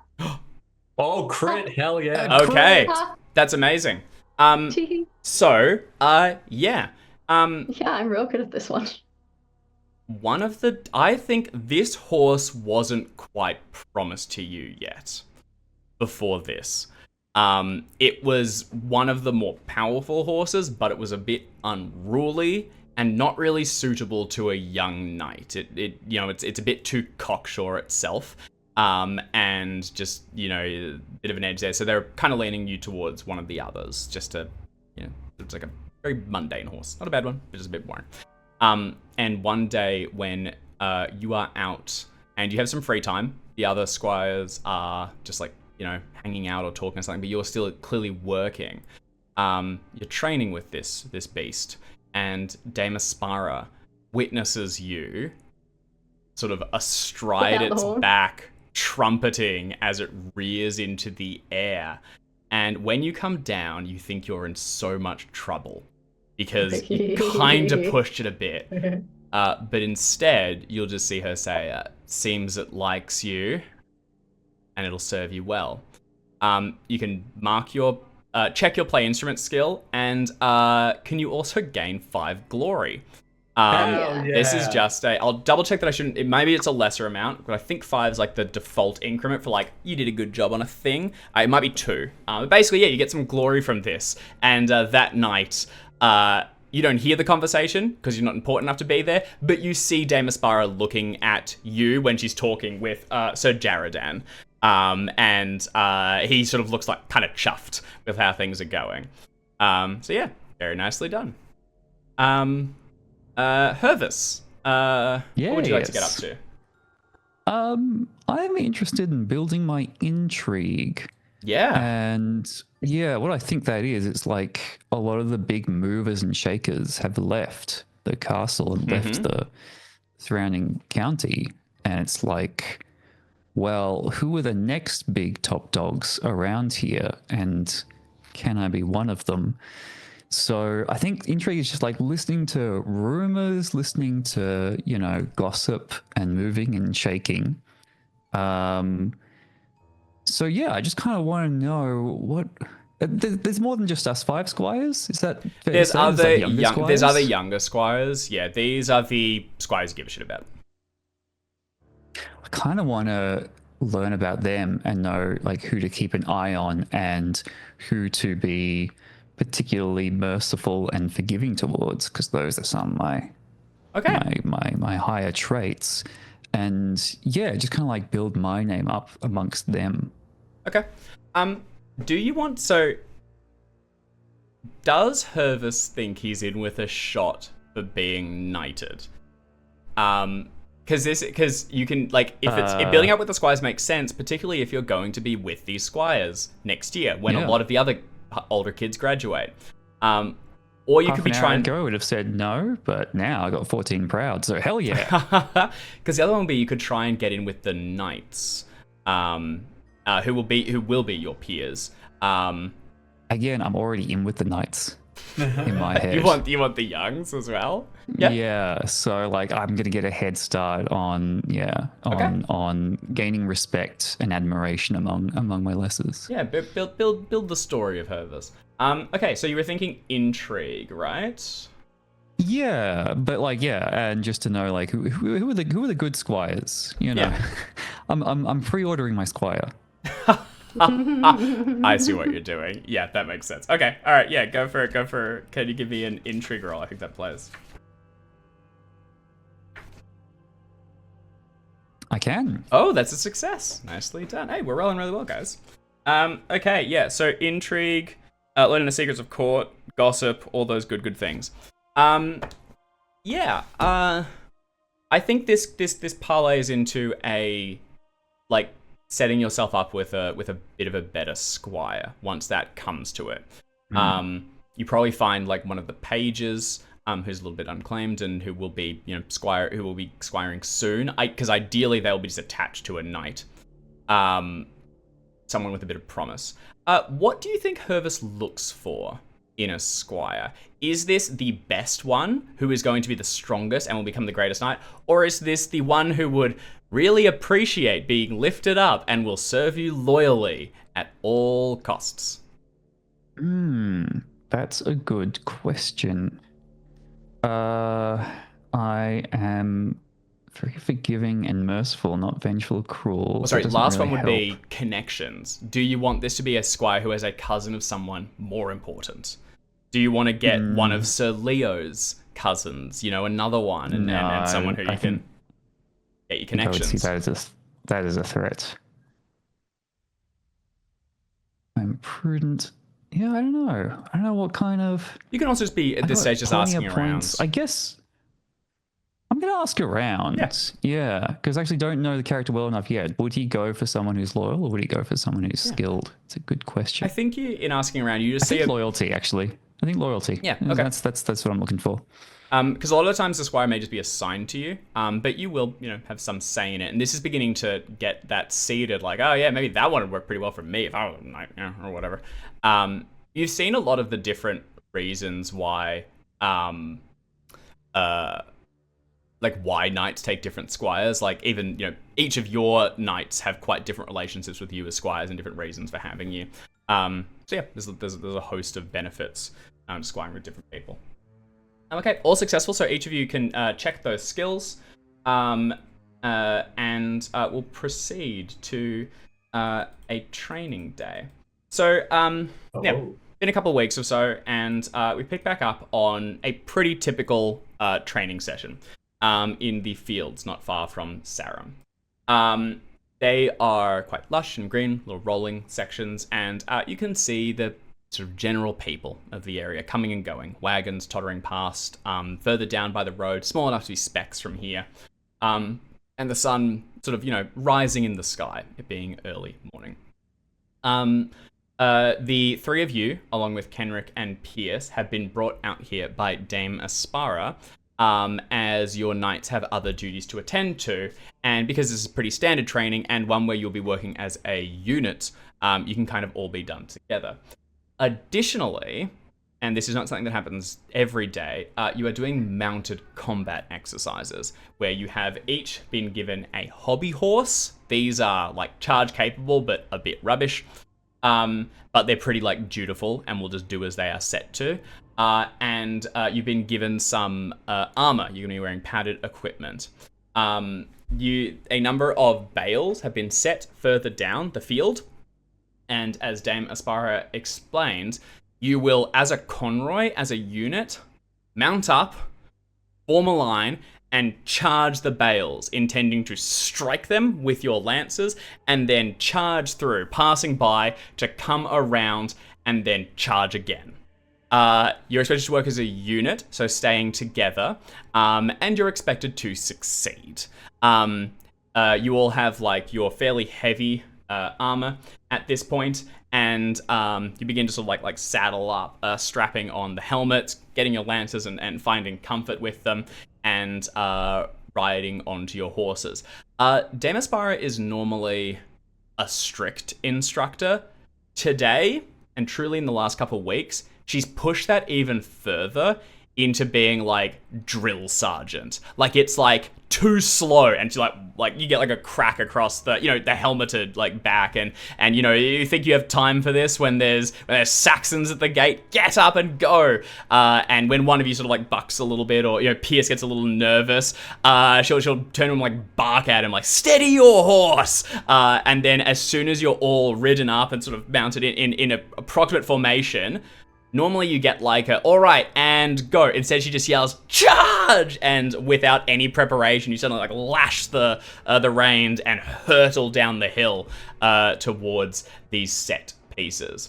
This is just like how a charge would work in real life. So we're going to learn the skills that you're going to apply later when you're running down, knights or unmounted people. It's even easier for the unmounted people, so that's really good to hit. You're going to do an unopposed roll. That means it's just against your own value, against your charge skill. And if successful, it will impact, and then you're going to make a horsemanship roll to turn around and retreat in good order. When you are mounted, your combat skill is always capped at your horsemanship skill. So if your charge is higher than horsemanship, no, it isn't. It's your horsemanship value. If we fumble or things, you might fall, but basically this is just a training piece, so you're going to go straight through. We'll do it as a unit, so we'll all just roll together. We'll roll everyone's charge first to see how they connect. I'm not good at charge. My horsemanship is so much higher than my charge. nah, failure. Speaking of which, I might have shared my tactic. I think I definitely shared it with Pierce, especially seeing him get yelled at. But I was also looking at how modest I am, probably how unwilling I am to use it to stand out, and how ingrained I am in this two-way rivalry we have in between the groups of squires. I might have shared my tactic actually with Tiramore and not be intending to use it myself, if that's okay. Instead, if we sort of had to. You can give it out to as many as you want to share it with. It's just that if they come against you in a training thing, you yourself may lose that thing. Brilliant. In which case, I'll have shared it with my buds here. So and I still would have failed. Yeah. Okay. Fair enough. Well, it's yours. No, hang on. Yeah. You need to apply it first. So I think at this point it just comes up later. This is not the only exercise you'll be doing today. You see that Damaspire has also set out quarterstaffs, which you will be whacking at one another. Very good. All right. I'm gonna roll for Pierce and Kenrick just to set the scene. Send theirs through. So it's gonna be a success. Oh my god, the second one is Pierce. You said Pierce and Kenrick, not Kenrick and Pierce. I did, but I have their sheets open, and I rolled left and right. Poor Sorry. Pierce. That works great. So first of all, how do we get successes from I haven't made mine. Jim, if you want to flick yours through. Made crit. Oh, my boy, nice. He's been practicing. Okay. This isn't my horse. I'm not doing this on my horse, that's why I failed. That's what I'm saying. Fortunately, you're not the worst one. So, the five of you in a fury of horse lather and flying grass charge down the hills towards these bales. One by one, Purvis strikes true, the lance catching, and a tuft of grass flying up into the air and then roars past. Kenrick, in turn, also succeeds, catching his and lets out a loud hurrah as he reins the horse. Is just going too slow. and goes to move. Unfortunately, Tiramore, yours does not, your lance, impacts, but it's a false strike. Also, generally, the lefty thing, I think, they're not set for you either. Not to give you excuses. You did also just fail. I'm really weak. I'm not super strong. I think it's just a bit of a limp. It's not really. It's not a strike. And under no definition of the word strike was that one. Yeah, it was slapped a gentle let's be caress honest. of the tip of my lance. It was not. Moving past you could see Aspire from above just yelling. You don't know what she said. It's too far away, but she's watching all of this happen. The next to hit is Mobe, who with a critical just devastates the piece, taking one of the whole hay bales up onto your lance, riding it up, and it slides down to the hilt, and is just lost completely. You can check your charge skill. Excellent. Actually, in this case, everyone that succeeds is going to check it. We'll probably give you a little glory boost, maybe. Why don't you take Well, the only other thing I was gonna say potentially, and I'm happy for, because we also might want to see the fumble rules. If I could parlay any part of the crit into negating some of the damage done to Pierce, I feel like that would be in character for me. I really like that. Yeah, and I think so yeah, he does fumble, which means he aimed too low and his lance caught the ground and suddenly hurtled him up. He needs to make a horsemanship roll. Come on, Pierce. Which he succeeds. He is like bucked up and out of it. His lance, I wanted to say narratively snaps, but I actually don't think it does. And we are learning the mechanics here. So I think it just like bucks him up and he manages to shift down and rewrite. He was almost thrown from the saddle. And Kenrick, who's just now pulling around, lets out this huge laugh directed at Pierce. Yeah, Mob, do you have an angle for how you might be able to shift this across, or? I've got this hay bale at the end of my lance. Can I like lower it down and I slide it back off and sort of gesture for him to kind of like make it back up? Just sort of like it's in the context just do of it again. You're still going, repass, have another shot. I really like that. Yeah, you drop it back down, and as everyone needs to now make horsemanship rolls to complete the circuit. We won't do a full second charge, but just resolve the racing. Success for me. Ooh, I'm failing. I have I hate fumbled. Oh, bad luck. And Herber's fumbled. This horse I have sucks. fumbled. Sometimes things It's don't work. too headstrong. I'll roll for my children. Doing Kenrick first, They had, and but then the fumbles are aggressive. Pierce. Mm. Fail for Kenrick. He was laughing too much. But a success from Pierce. So those that succeeded can check their horsemanship, which I think this one is just Mob. Kenrick laughing at Pierce too much loses control for a moment, has to shift around, and does not complete the pass through. The horse sort of bucks a little bit. Mob is the only one actually who fully crits the thing on the way through and then just charges forward, bringing the horse around perfectly and racing back up the hill towards Dame Aspara. Hervis strikes true, right? You succeeded the charge. Yeah, strikes true on the one through. But then as you get towards the other side, kind of caught up with what's happening elsewhere and your own impact, fumble the horsemanship roll. The horse rears up, and I need you to make a dexterity roll. Oh, God. I'm pretty dexterous. Yeah? You got this. Hey. Yep. Okay. Dexterous enough. You are almost bucked from it, but you're able to catch onto the side and slide yourself back down and into the saddle. Definitely not a successful display, but one that is at least mitigated from full tumbling. Pierce is able to go back around again and, kind of say, Moby, like you reset it up. He does another training thing. He did fail it, but it's kind of noted that you helped him out. Turmoil, you're able to successfully strike. No, actually, unfortunately, no. I failed both, but just like limp fails, just.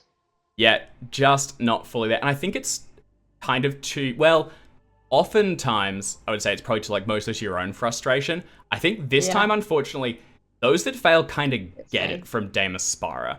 But I feel like I deserve to get it. So this isn't going to impact me any more than I'm already impacted by how hard I'm being on myself. Yeah. That I'm just like, this is inexcusable. She comes out bellowing and basically says, this is a clear reason why you were not chosen for the battle and why you have been left behind in my care. How is only the raised bastard capable of striking true? Hervis, have you not had the training? And Kenrick, did you not have every privilege to make this your own? The others, embarrassing. Try again. And she gets all of you back up and into the saddles and off until you see some success. Sun rises and begins to tumble down. You have been working hard and sweating. This would be about the time when normally you begin to return to the keep and see to some more like less strenuous duties. But instead, as you're all kind of like hoping that the day's about to wrap, she has a stable hand take the horses to the side and begin to care for them, and she has everyone come forward to the arena. where there are some sort of fences been strung out, and all of you have gambesons, which are like padded, quilted armor, helmets, and quarterstaffs laid up against the side. She says, "Okay, now we're going to spar, and everyone's going to choose an opponent. Winners will proceed, and we'll see who is the most capable here.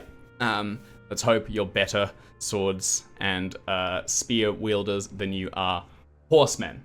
And she sets you all to task. So, It's really worse. so you are all going to take a quarterstaff, which you can wield in 2 different ways. Oh, sorry, I stand corrected. We're actually first, before the horses go, you are given all the armor and everything. So the stable hands, take them off to the side, and you are going to joust. You are going to ride at one another and level lances and see how well you go. So back on the horses, get your armor on, get your lances, and then mount up and charge. Heck yeah. So we're going to divide you into pairs. You guys, if you just kind of act quickly, you can try and level this. Otherwise, I'll just kind of random it. Okay. Is Kendrick will take Kendrick Pierce then. going to like try and I know. Yeah, Kendrick takes Pierce. I think I'd probably go. Actually, I think I would probably go for Pierce. And You because take I think Pierce? I think it would be a tough sell because first of all, I'm the only one he could maybe beat, and I think it would be a tough sell to be like, well, we're evenly matched. Like, Yeah. Like anything else, like, yeah. Can you give me for punishment? But you know. Actually, I think given he failed one of the you failed as well. You guys are on the bottom. I think that's Yeah. it'll get through We for both this failed. one. So you will ride against Pierce. In that case, And also, I think I just really want Kendrick to have to go up someone else. I'll put Kendrick to the side then, so we can have the PCs charge at one another. So Hervis, you will go against Mob, given Hervis and Mob was the most successful earlier. Kendrick will sit to the side, and he will go after. Here's how this is going to work. So you are each given your gambesons and an iron helmet. That brings your armor protection to 5. You're getting 4 from the gambeson and 1 from the helmet. They add together, and when you take damage, you're going to tally everything up. That'll affect your knockdown, things like that, and then you're going to reduce it before you actually apply it. You also have kite shields, which give a further 6, but only if you at least succeed the roll. So if you fully fail and they succeed, the shield doesn't catch, and it's full square in the chest, just the armor's going to apply. They're going to line up and charge. Your lances are padded, but can still do a pretty serious amount of damage. No. So, who wants to go first? May as well get it over always. with. I am the worst at this. May as well just get it over with. Okay. In you go case I first. need to sit there and heal while everybody else succeeds. All right. We are going to do an opposed charge roll. As previously, this is going to be capped by your horsemanship skill. It's going to be charge to charge. So, and at any point, Timord, let me know if you want to reduce your difficulty by 5. How? By with Mobe's Using my scouting advantage, ground. basically your secret little strategy. With the Against idea as well Pierce? that Pierce might use it against you. That's true. Not very sportsman, is I it? probably Yeah. will then. I feel like if Pierce and I can both put on a good show, I reckon Yeah. I'll probably nudge him and just be like, let's actually just make this a decent showing. Yeah. You know, remember what Moab told us. Okay. Shake his hand. See you Let's out at there. least make this unexpected and interesting for them. Okay. He's nervous. He's glad he's against you. He's looking at the quarterstaff and everything. He's gonna try and use his if he has to go against Kenrick at any point, because it's gonna give him a little bit of an edge. So you will get a bonus to this one. He's not gonna use his just yet. I'm going to use mine because I feel like I need to get some horsemanship cred back. Absolutely. Yeah. So, interesting one that actually I checked the rule of this earlier, which was good. When you roll, so your charge is capped by your horsemanship, Yeah. then modifiers are applied. So, because this raises your charge skill, it's not then still flattened. You're going to roll with +5. So, Okay. Timor, if you want to go first, you're going to roll charge with a +5 modifier. I love that Pendragon combat is lethal enough that even the training Yes. with padded weapons is risking us getting quite hurt. Yeah, absolutely. Okay. We both succeeded. Each succeed. I'm just going to pull up my table. So, On a He's success. better at this than me, by the way, as a baseline. Yeah, he is. He's not an incapable knight. He's done the training. It's mostly confidence. But yeah. So each character that hits, so both of you succeed. So you're going to on a tie, fumble, partial success. The spear is shattered. So each of you charge forward. Spears shatter against one another, and there is no result from the first round. You are returned and charge again. Make another roll. And you can keep the advantage because it was a battlefield advantage. Actually, sorry, no. Oh, come on. Well, I fail either way. Okay, all right. Well, that solves it then. On PSE. Okay. Yeah. Yeah. Pierce is able to succeed. I'm happy for him. So happy. Do I tick charge because I got a success the first time? Yes. Yeah. You know, you take that, and this is intended to be here for training. So yes, you can tick that. Yep. So, when you are impacted by the lance, it deals 5d6. That is based on the horse's charge damage. So that is the size of the beast, is what you use with lances. So the first thing you do, this 14 damage, is compare it to your knockdown value. Oh yeah. I mean, but armor. Does my armor take? Armor applies after. So okay. Well then, no, I'm knocked down. So that means you need to make a dexterity roll because there is a chance you are unseated. Yeah, quite probably. That's so much damage. Yeah, I'm unseated. Okay.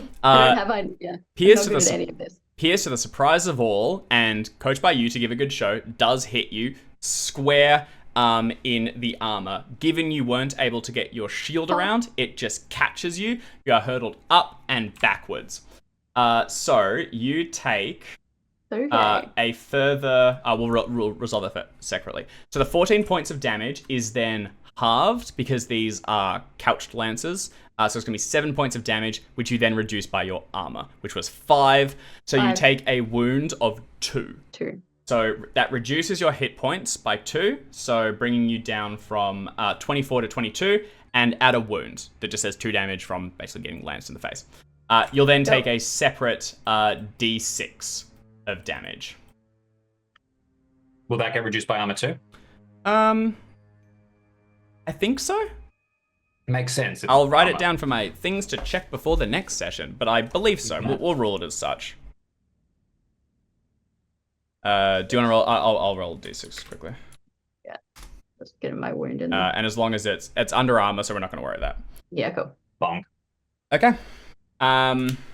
Pierce succeeds, and Tiramore is unseated. So we'll go to Mob versus Hervis. The two of you charge against. Mob, let us know if you want to use your advantage. I will not be. Hervis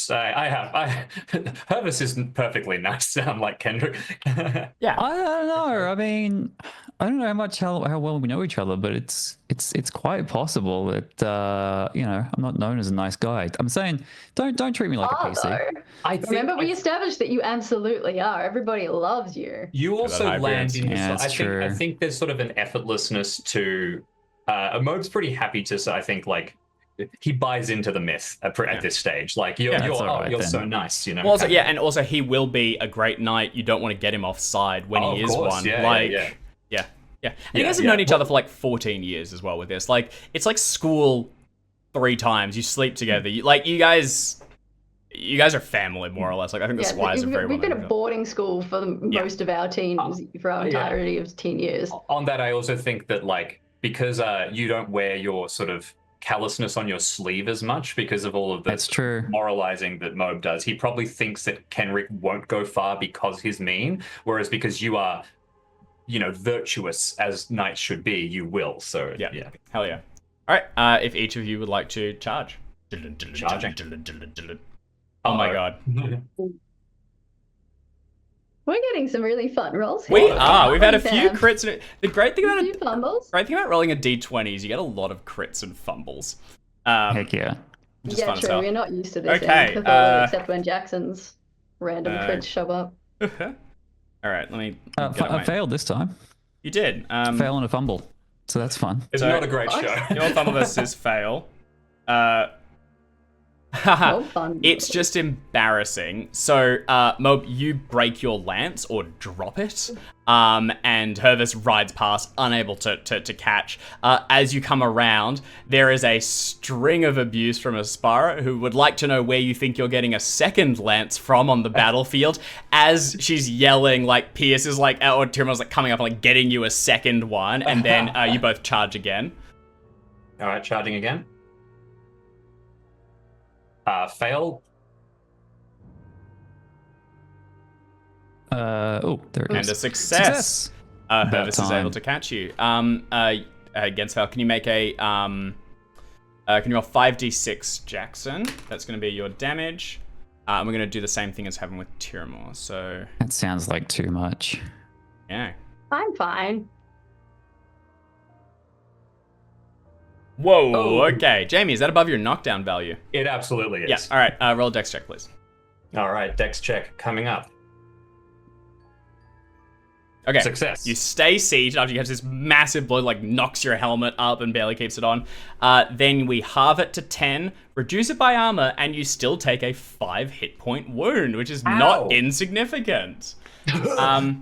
Yeah, I think the lance breaks against the shield, and yeah, you've got where you catch it. There's just a huge bruise where the kite shield slammed into your sternum. We will then just quickly resolve our tournament of champions, and Hervis, you will go against Pierce.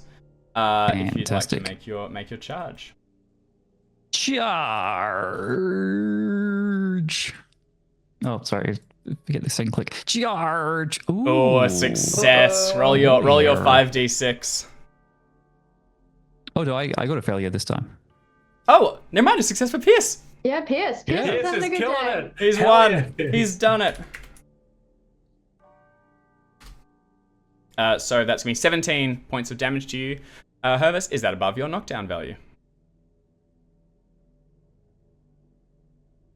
We've lost you, Jackson. Heck, run me through that one more time. So your Knockdown is knockdown value is begins equal to your 14. size, which I think 14. Yeah. So this is above it. You actually have quite a high knockdown value. So you need to make a dexterity roll for me, please. And that I shall. You Success. stay seated, but then you take 17 damage, halved to, and then rounded up, I'm pretty sure, to 9. Reduced by your armor, you have a 4-point wound. That doesn't sound so bad. It's not great. Pierce, kind of just the surprise of all, is the victor in this. Does he do a pass going around. against Kendrick? Because I'd love to just see Yeah, that. I'll roll one You know- out quickly. I'm just gonna click buttons. I'm glad. I'm happy for him, and I hope it feels good. Yeah. So I'll roll for We him probably first. goes, I was the winner, and then Kenrick goes, no, hold on, I didn't get. I haven't gotten a chance yet. Yeah, that's right. And Kenrick's going in fresh, having not rolled. I'm going to say, though, having the high of rolling against and getting this far, he's not going to have a disadvantage going against Kenrick. He believes he can do it. And actually, you know, he's going to use his advantage, too. So he's going to get a +5 modifier to this roll. Come this on, is Pierce. Yeah, Fuck. Are you joking? It's Pierce. He gets psyched out. actually Kenrick. such a good dice, story. He has every advantage. He pivots just gets around, psyched out. and as Tiramore hands him the lance and is like, get the bastard, Mob, reminds him, and Pierce circles around so that Kenrick is charging into the sun. And as they race towards one another, unfortunately, Kenrick just lets out this roar. You see Pierce shake for a second. The sun shifts from behind him, catches off the shield, glints into his own eyes, and Kenrick slams the lance into him, and he is hurtled up. So a bunch of damage. That's also a success into a fumble, which is, oh my god. Yes. Yeah, success into a fumble. try? Pierce just die. So he gets Put his armor on? he gets no shield or parry. And drops and breaks his weapons. So it's gonna be more embarrassing. He doesn't actually take more damage. Yeah, there's definitely his knockdown.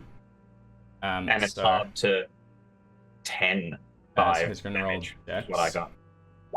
Stays on, and then he takes Good for him. 20 minus 10 to 5. half to 5. He takes a 5-point wound, which is significant.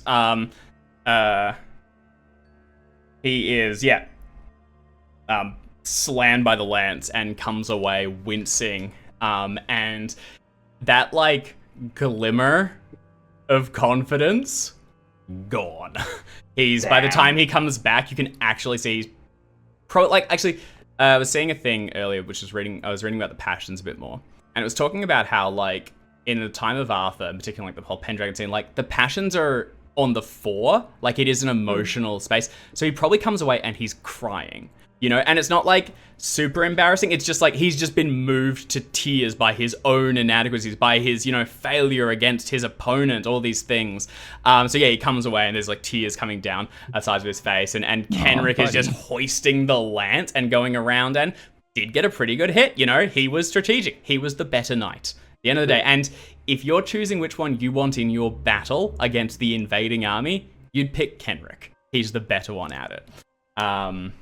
The one thing I did get from Song of Roland, my incorrect prep for this, was that there's a whole essay at the start explaining it. There's a scene where the king cries, and crying being specifically not considered a bad thing and considered showing emotion as like a powerful person was very endearing. Yeah. It's fun. And yeah, just like let's like wear them on your sleeve a bit. With this resolved, Kenrick goes into the next stage in the upper bracket, lack of a better. And we'll I think we can do our brawling in this session. So now you get, if you thought your characters were hoping it was going to be over, then it's still not over. Now you get off, and your lances are traded in for weapons. So yeah, cool. Each of you get a quarterstaff, Great. which you can wield in 2 mans. And we actually did this in the solo campaign when we went into the little bash zone. So quarterstaffs can be wielded either one-handed with a shield, or two-handed as a sword, or two-handed as a two-handed hafted weapon. So if you use it as a sword, it gets a +2 parry rating, so as long as you succeed, you reduce the damage by a further 2. If you use it as a spear, you can keep your shield, which gives you a +5 repel as long as you succeed. And if you wear it as a hafted weapon, I think that might just be the worst one. I don't think you get a bonus for that one. I think it's just you use your two-headed hafted skill, because maybe you're a big axe guy, and that's cool. Let's shuffle the brackets a bit. We'll put Pierce to the side. He needs a little recovering. Does someone want to take Kenrick, and then do the other ones want to pair off? How about I take Kenrick then? Okay. You've had a good day. Yes. Yeah. You've had a good day. I've got the tactic, and I want to use it against somebody. Yeah, hell yeah. And he's a good target. I got hit pretty hard in the chest. I need a win. All right. Yeah, we'll roll yours first. So it's supposed to be first to 3 touches. So first one to get 3 solid hits wins. For simplicity's sake, we're going to reduce that down to just first one to touch wins. Sure. And then the narrative will have brought you through to the other ones. Excellent. So in what, how would you want to hold your weapon? I will hold it as a sword, please. Okay. So that means you're going to roll your sword skill with it, and it's going to deal brawling damage when we get to it. It's going to be brawling damage plus 2d6. And as long as you succeed, you get a +2 to your armor for parrying. So your armor will be treated as 7. And if it works, may I edge around so the last rays of the setting sun catch him full in the face? Absolutely. Kenrick is going to hold it as also a sword. Seems like the best one.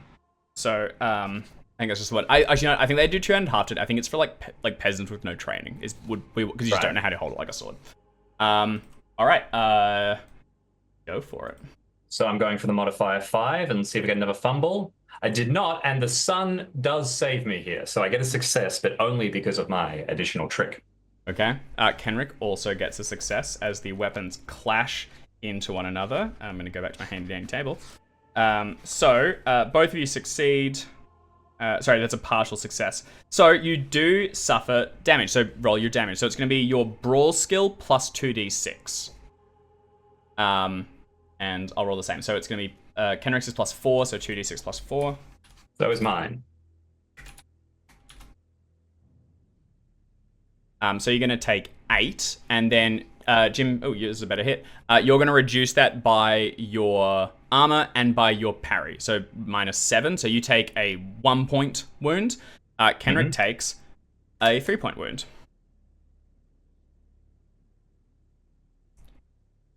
Make sure I record which characters I'm doing that to. All right, and then strike again. Okay, coming up. And I do not have the bonus this time. No, we'll just do. I pulled my trick. He edges around. Didn't need it this time. Still a success. Also success. We'll do the same again. Okay, so 2d6. Little by little, the wounds begin to grow. Whoa, big hit. Yeah. Okay.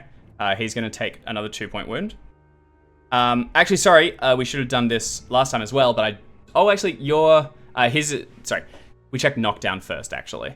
The 10 and 8s weren't above, so it doesn't matter, but the 15, I believe, will be above your knockdown, Jim. 15 is above my knockdown, So yes. can you roll a dexterity check? Rolls.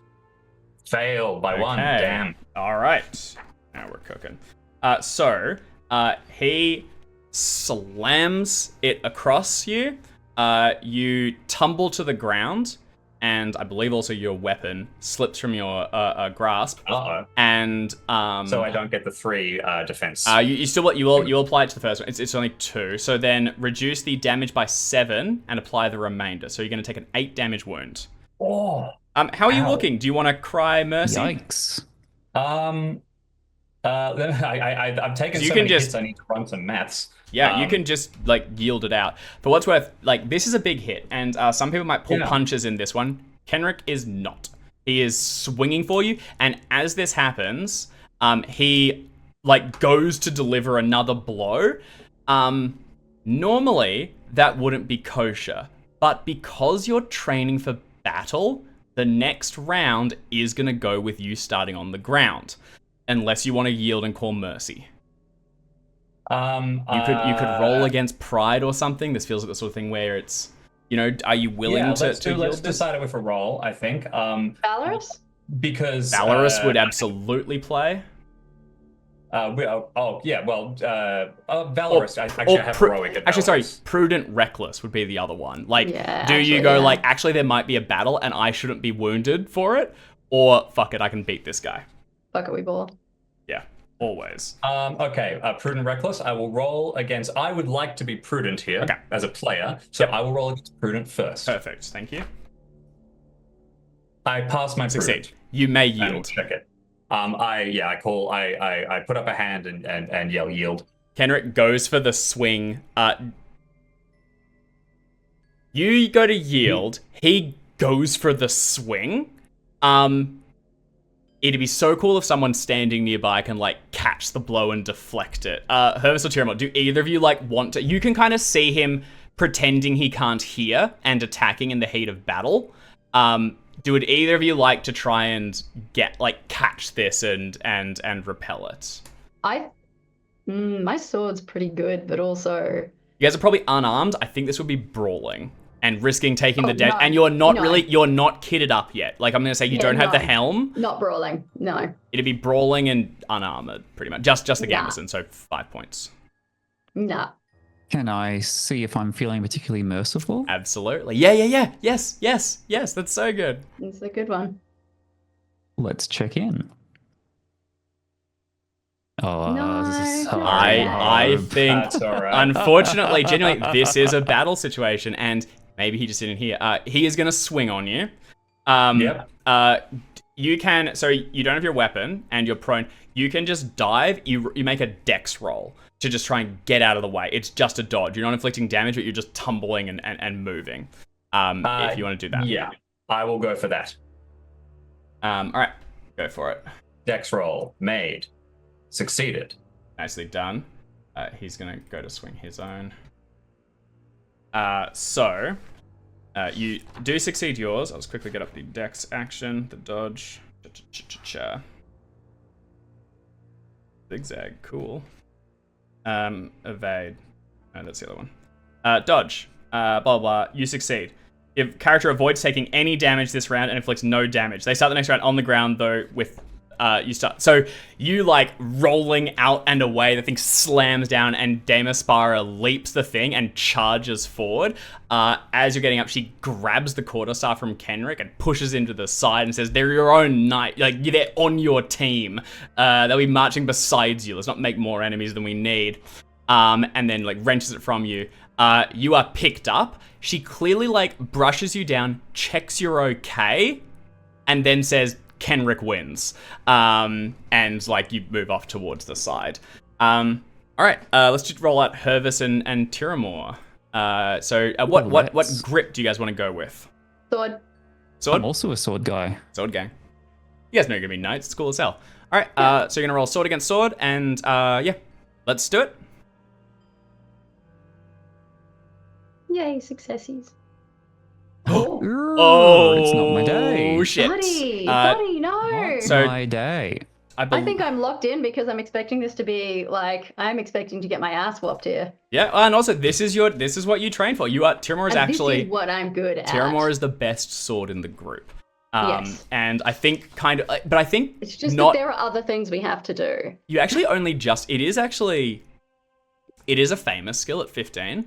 But I think 16's famous though, isn't it? I believe it's 15. I'll double check though. But to my mind, Tiramore, I like the idea that like It's damn good. this is when it reveals. Like before that, you've been training. You guys haven't done sword in a while. You've mostly just been doing like general practicing or a lot of like horse work. I think Tiramore's been like really like hitting this, going with her knight and training privately a lot. And as this comes out, Hervis is definitely the expected champion. This is gonna be a winner's bracket. Kenrick versus Hervis. It's happened 1,000 times. Whatever. And then Tiramore with the lefty grip just like slides in and catches the blow. I'll check if fumbling. I don't think fumbling takes extra damage. I think it's just you drop your weapon. But I'm gonna double check that. So it's a success against a fumble. Yeah, they drop or break their weapon. So, Tiramore, if you want to go ahead and roll your 4d6 plus... Oh, sorry, your brawl plus 2d6. Okay. Did that earlier too, brawl. right? Yeah. Brawl. So I think my brawl is lower maybe. Let me have a look. Sheety. Because where are these from? So I'm looking down in Here, attacks. yes, your brawl is lower. Your brawl is 3. My brawl is 3, but my character damage is pretty high because I don't know if that comes from like Character's something. damage 3d6. Yours is actually lower than average. Average is 4 and 4d6. So Okay. you're a little bit cool. less, but you've got the I'm skill. weak. Yeah. I am weak, so it's still 2d6 plus 3. 6.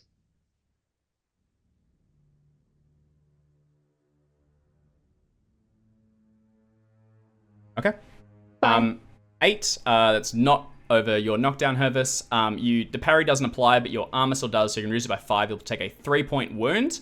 And for Flare, I think Tiramore, you break. Like as the quarterstaff swings down, you parry it, twist it, wedge it in the ground. I think I break his grip. I think what I've done is I've come in with the lefty grip, where you start in a sword versatile weapon duel is down.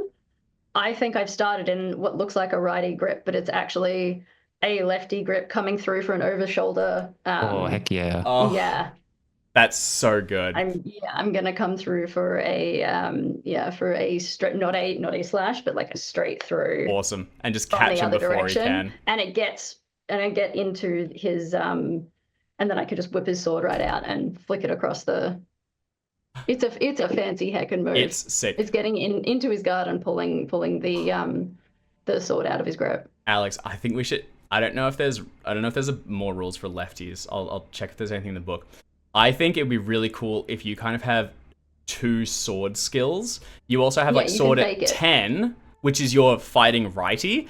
And then when you need to go all out, you can like lefty grip and that's your. So maybe like a lot of the time when you train with them, you train right-handed so that you're keeping pace, but your actual skill is a bit higher. It's just cool if you want to do something like that. Yeah. Oh yeah. Also, if anyone sees you fighting left hands, they're gonna think you're the devil. Oh yeah, which is also not great. Which like they probably already do. My big black horse and you know I'm just probably maybe it's she fine. is. It's cool. Maybe I am.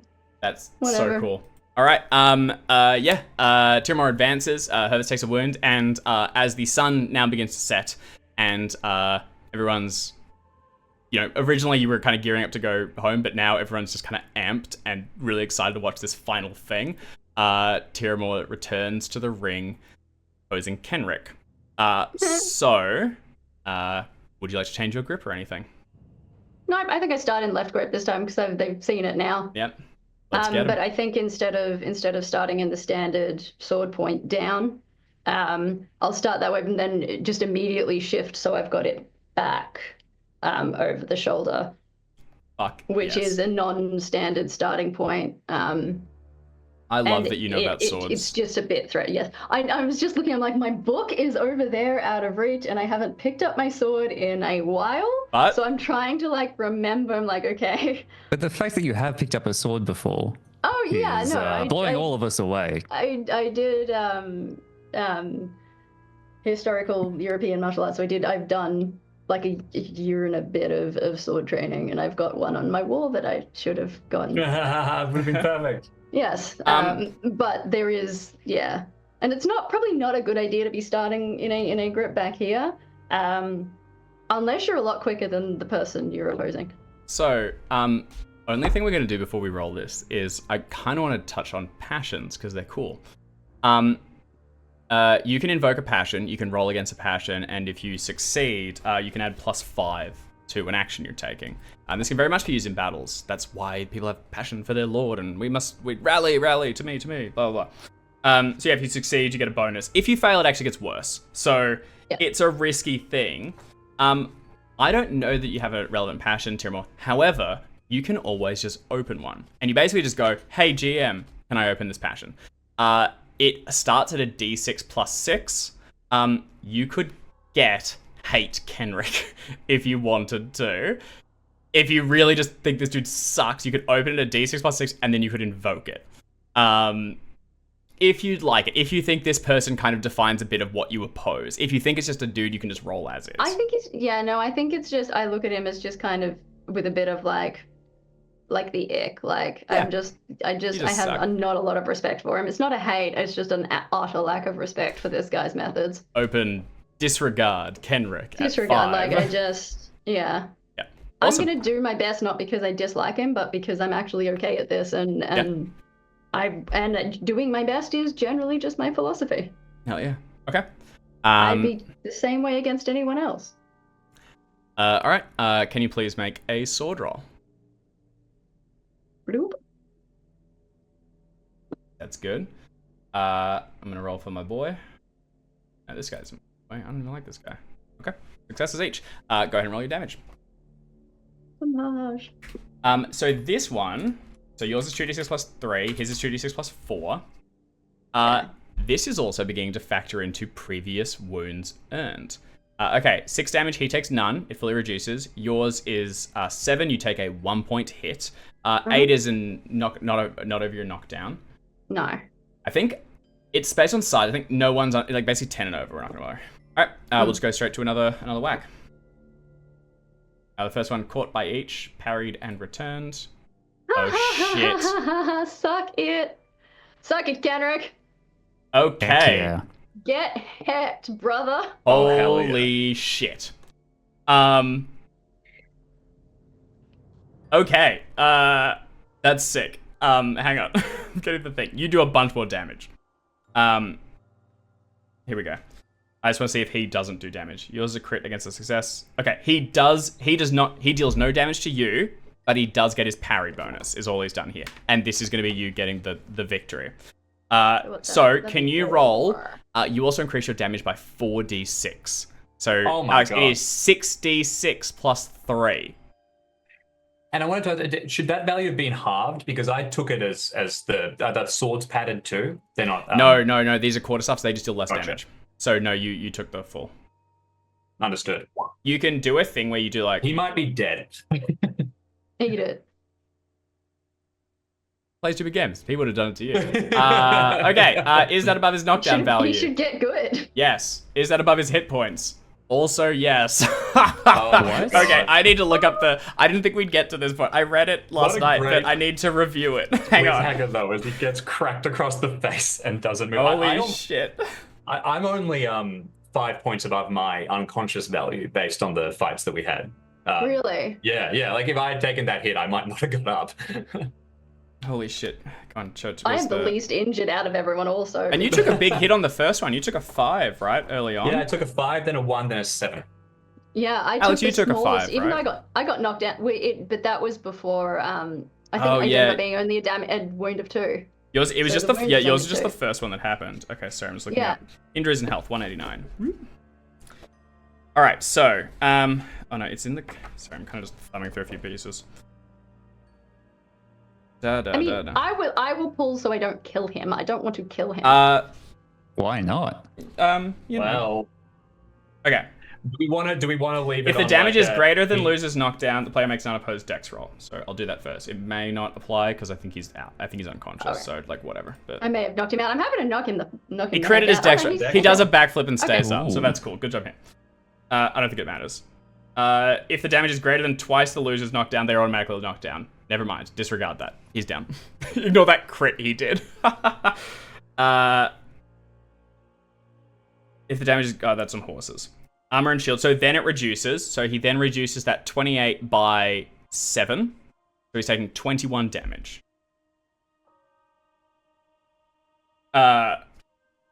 If that... That's not all his hit points, surely.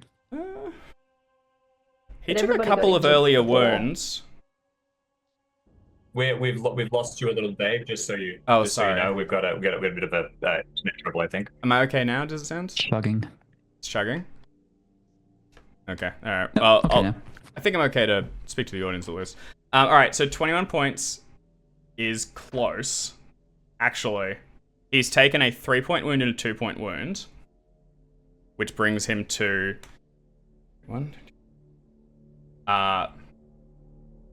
He's not down, but he's very close. Exceeds or... If it equals or exceeds their constitution, check, it's a major wound. If mounted, they emergency discount, no, blah, blah, blah, blah. If their current... After all of this, if their current hit points are below their unconscious characteristic, check, they fall unconscious. If they drop to 0 or less, they are mortally wounded. So, Kenrick took... God damn, it's close. He took a 3-point wound, a 2-point wound, and then a 21-point wound. He took 26. He has 28 health points. Oh. When this resolves, he has been caught by Tiramore, dropped to the ground, and like this basically has probably broken an arm or something. And it is completely on him. He went in hard. You were the better fighter. You can absolutely check sword. We will probably do another minor glory advance, probably another +5, and I'll confirm the values. If everyone can just note each time I said that, we may adjust. And Tiramore is our victor in the melee, and Pierce is our victor. Oh no, Kenrick was our victor in the charge. He overdogged it right at the end. Yeah, but he's not going to really be celebrating that, is he? He's not going to be celebrating much for a while, if I'm completely honest. Yeah, he needs... Oh, as we resolve this, so... Months of healing. As you all get ready to return back, Tiramore, you have quite high first aid. Yeah. Do you want I to do. help? You're kind of... Is it famous? What's your first... No, it's not above 15. No, it's just 12. It's up to you if you want to do this. It would be probably the knightly thing to do. It would be the, it would be honorable. Do give a shit about honor. And Got the crawl. Let's see. I'm just gonna roll on cruel and see. Well, do you if want we to be, before you roll, do you want to be cruel or merciful? Because you could roll against merciful here and see if there's a chance. Yeah, I'll roll against merciful and see how I'm feeling about him. No, never mind. Okay, can you roll against cruel? Okay. No, I think I'm. I guess it is. You can do either way. You just don't check either of the passions. Yeah, look, I'll try and give him a bit of first aid and just be like, Okay. So didn't want to I want to beat him obviously, but not out of anything other than just And check in. it's what we're meant to be doing. Yeah, and you very much did. All right. We'll resolve. We'll do the first aid. We'll open up our next session with that. And we'll park things there. So, after a day of training that followed a few weeks of work, our squires have gone through the practice of their craft, charging and drawing their weapons. They have proven themselves against their peers. One of those names is Pierce. That's funny. And soon, hopefully, their other knights will return, and then we'll hear how the battle went. We're going to leave things there, but we will be back next week to resume this story. Thanks everyone who tuned in. This will be hosted up on the YouTube shortly, and thank you to our excellent squires, knights to be. We'll see you in a week. Catch you soon. Good stuff. Ciao.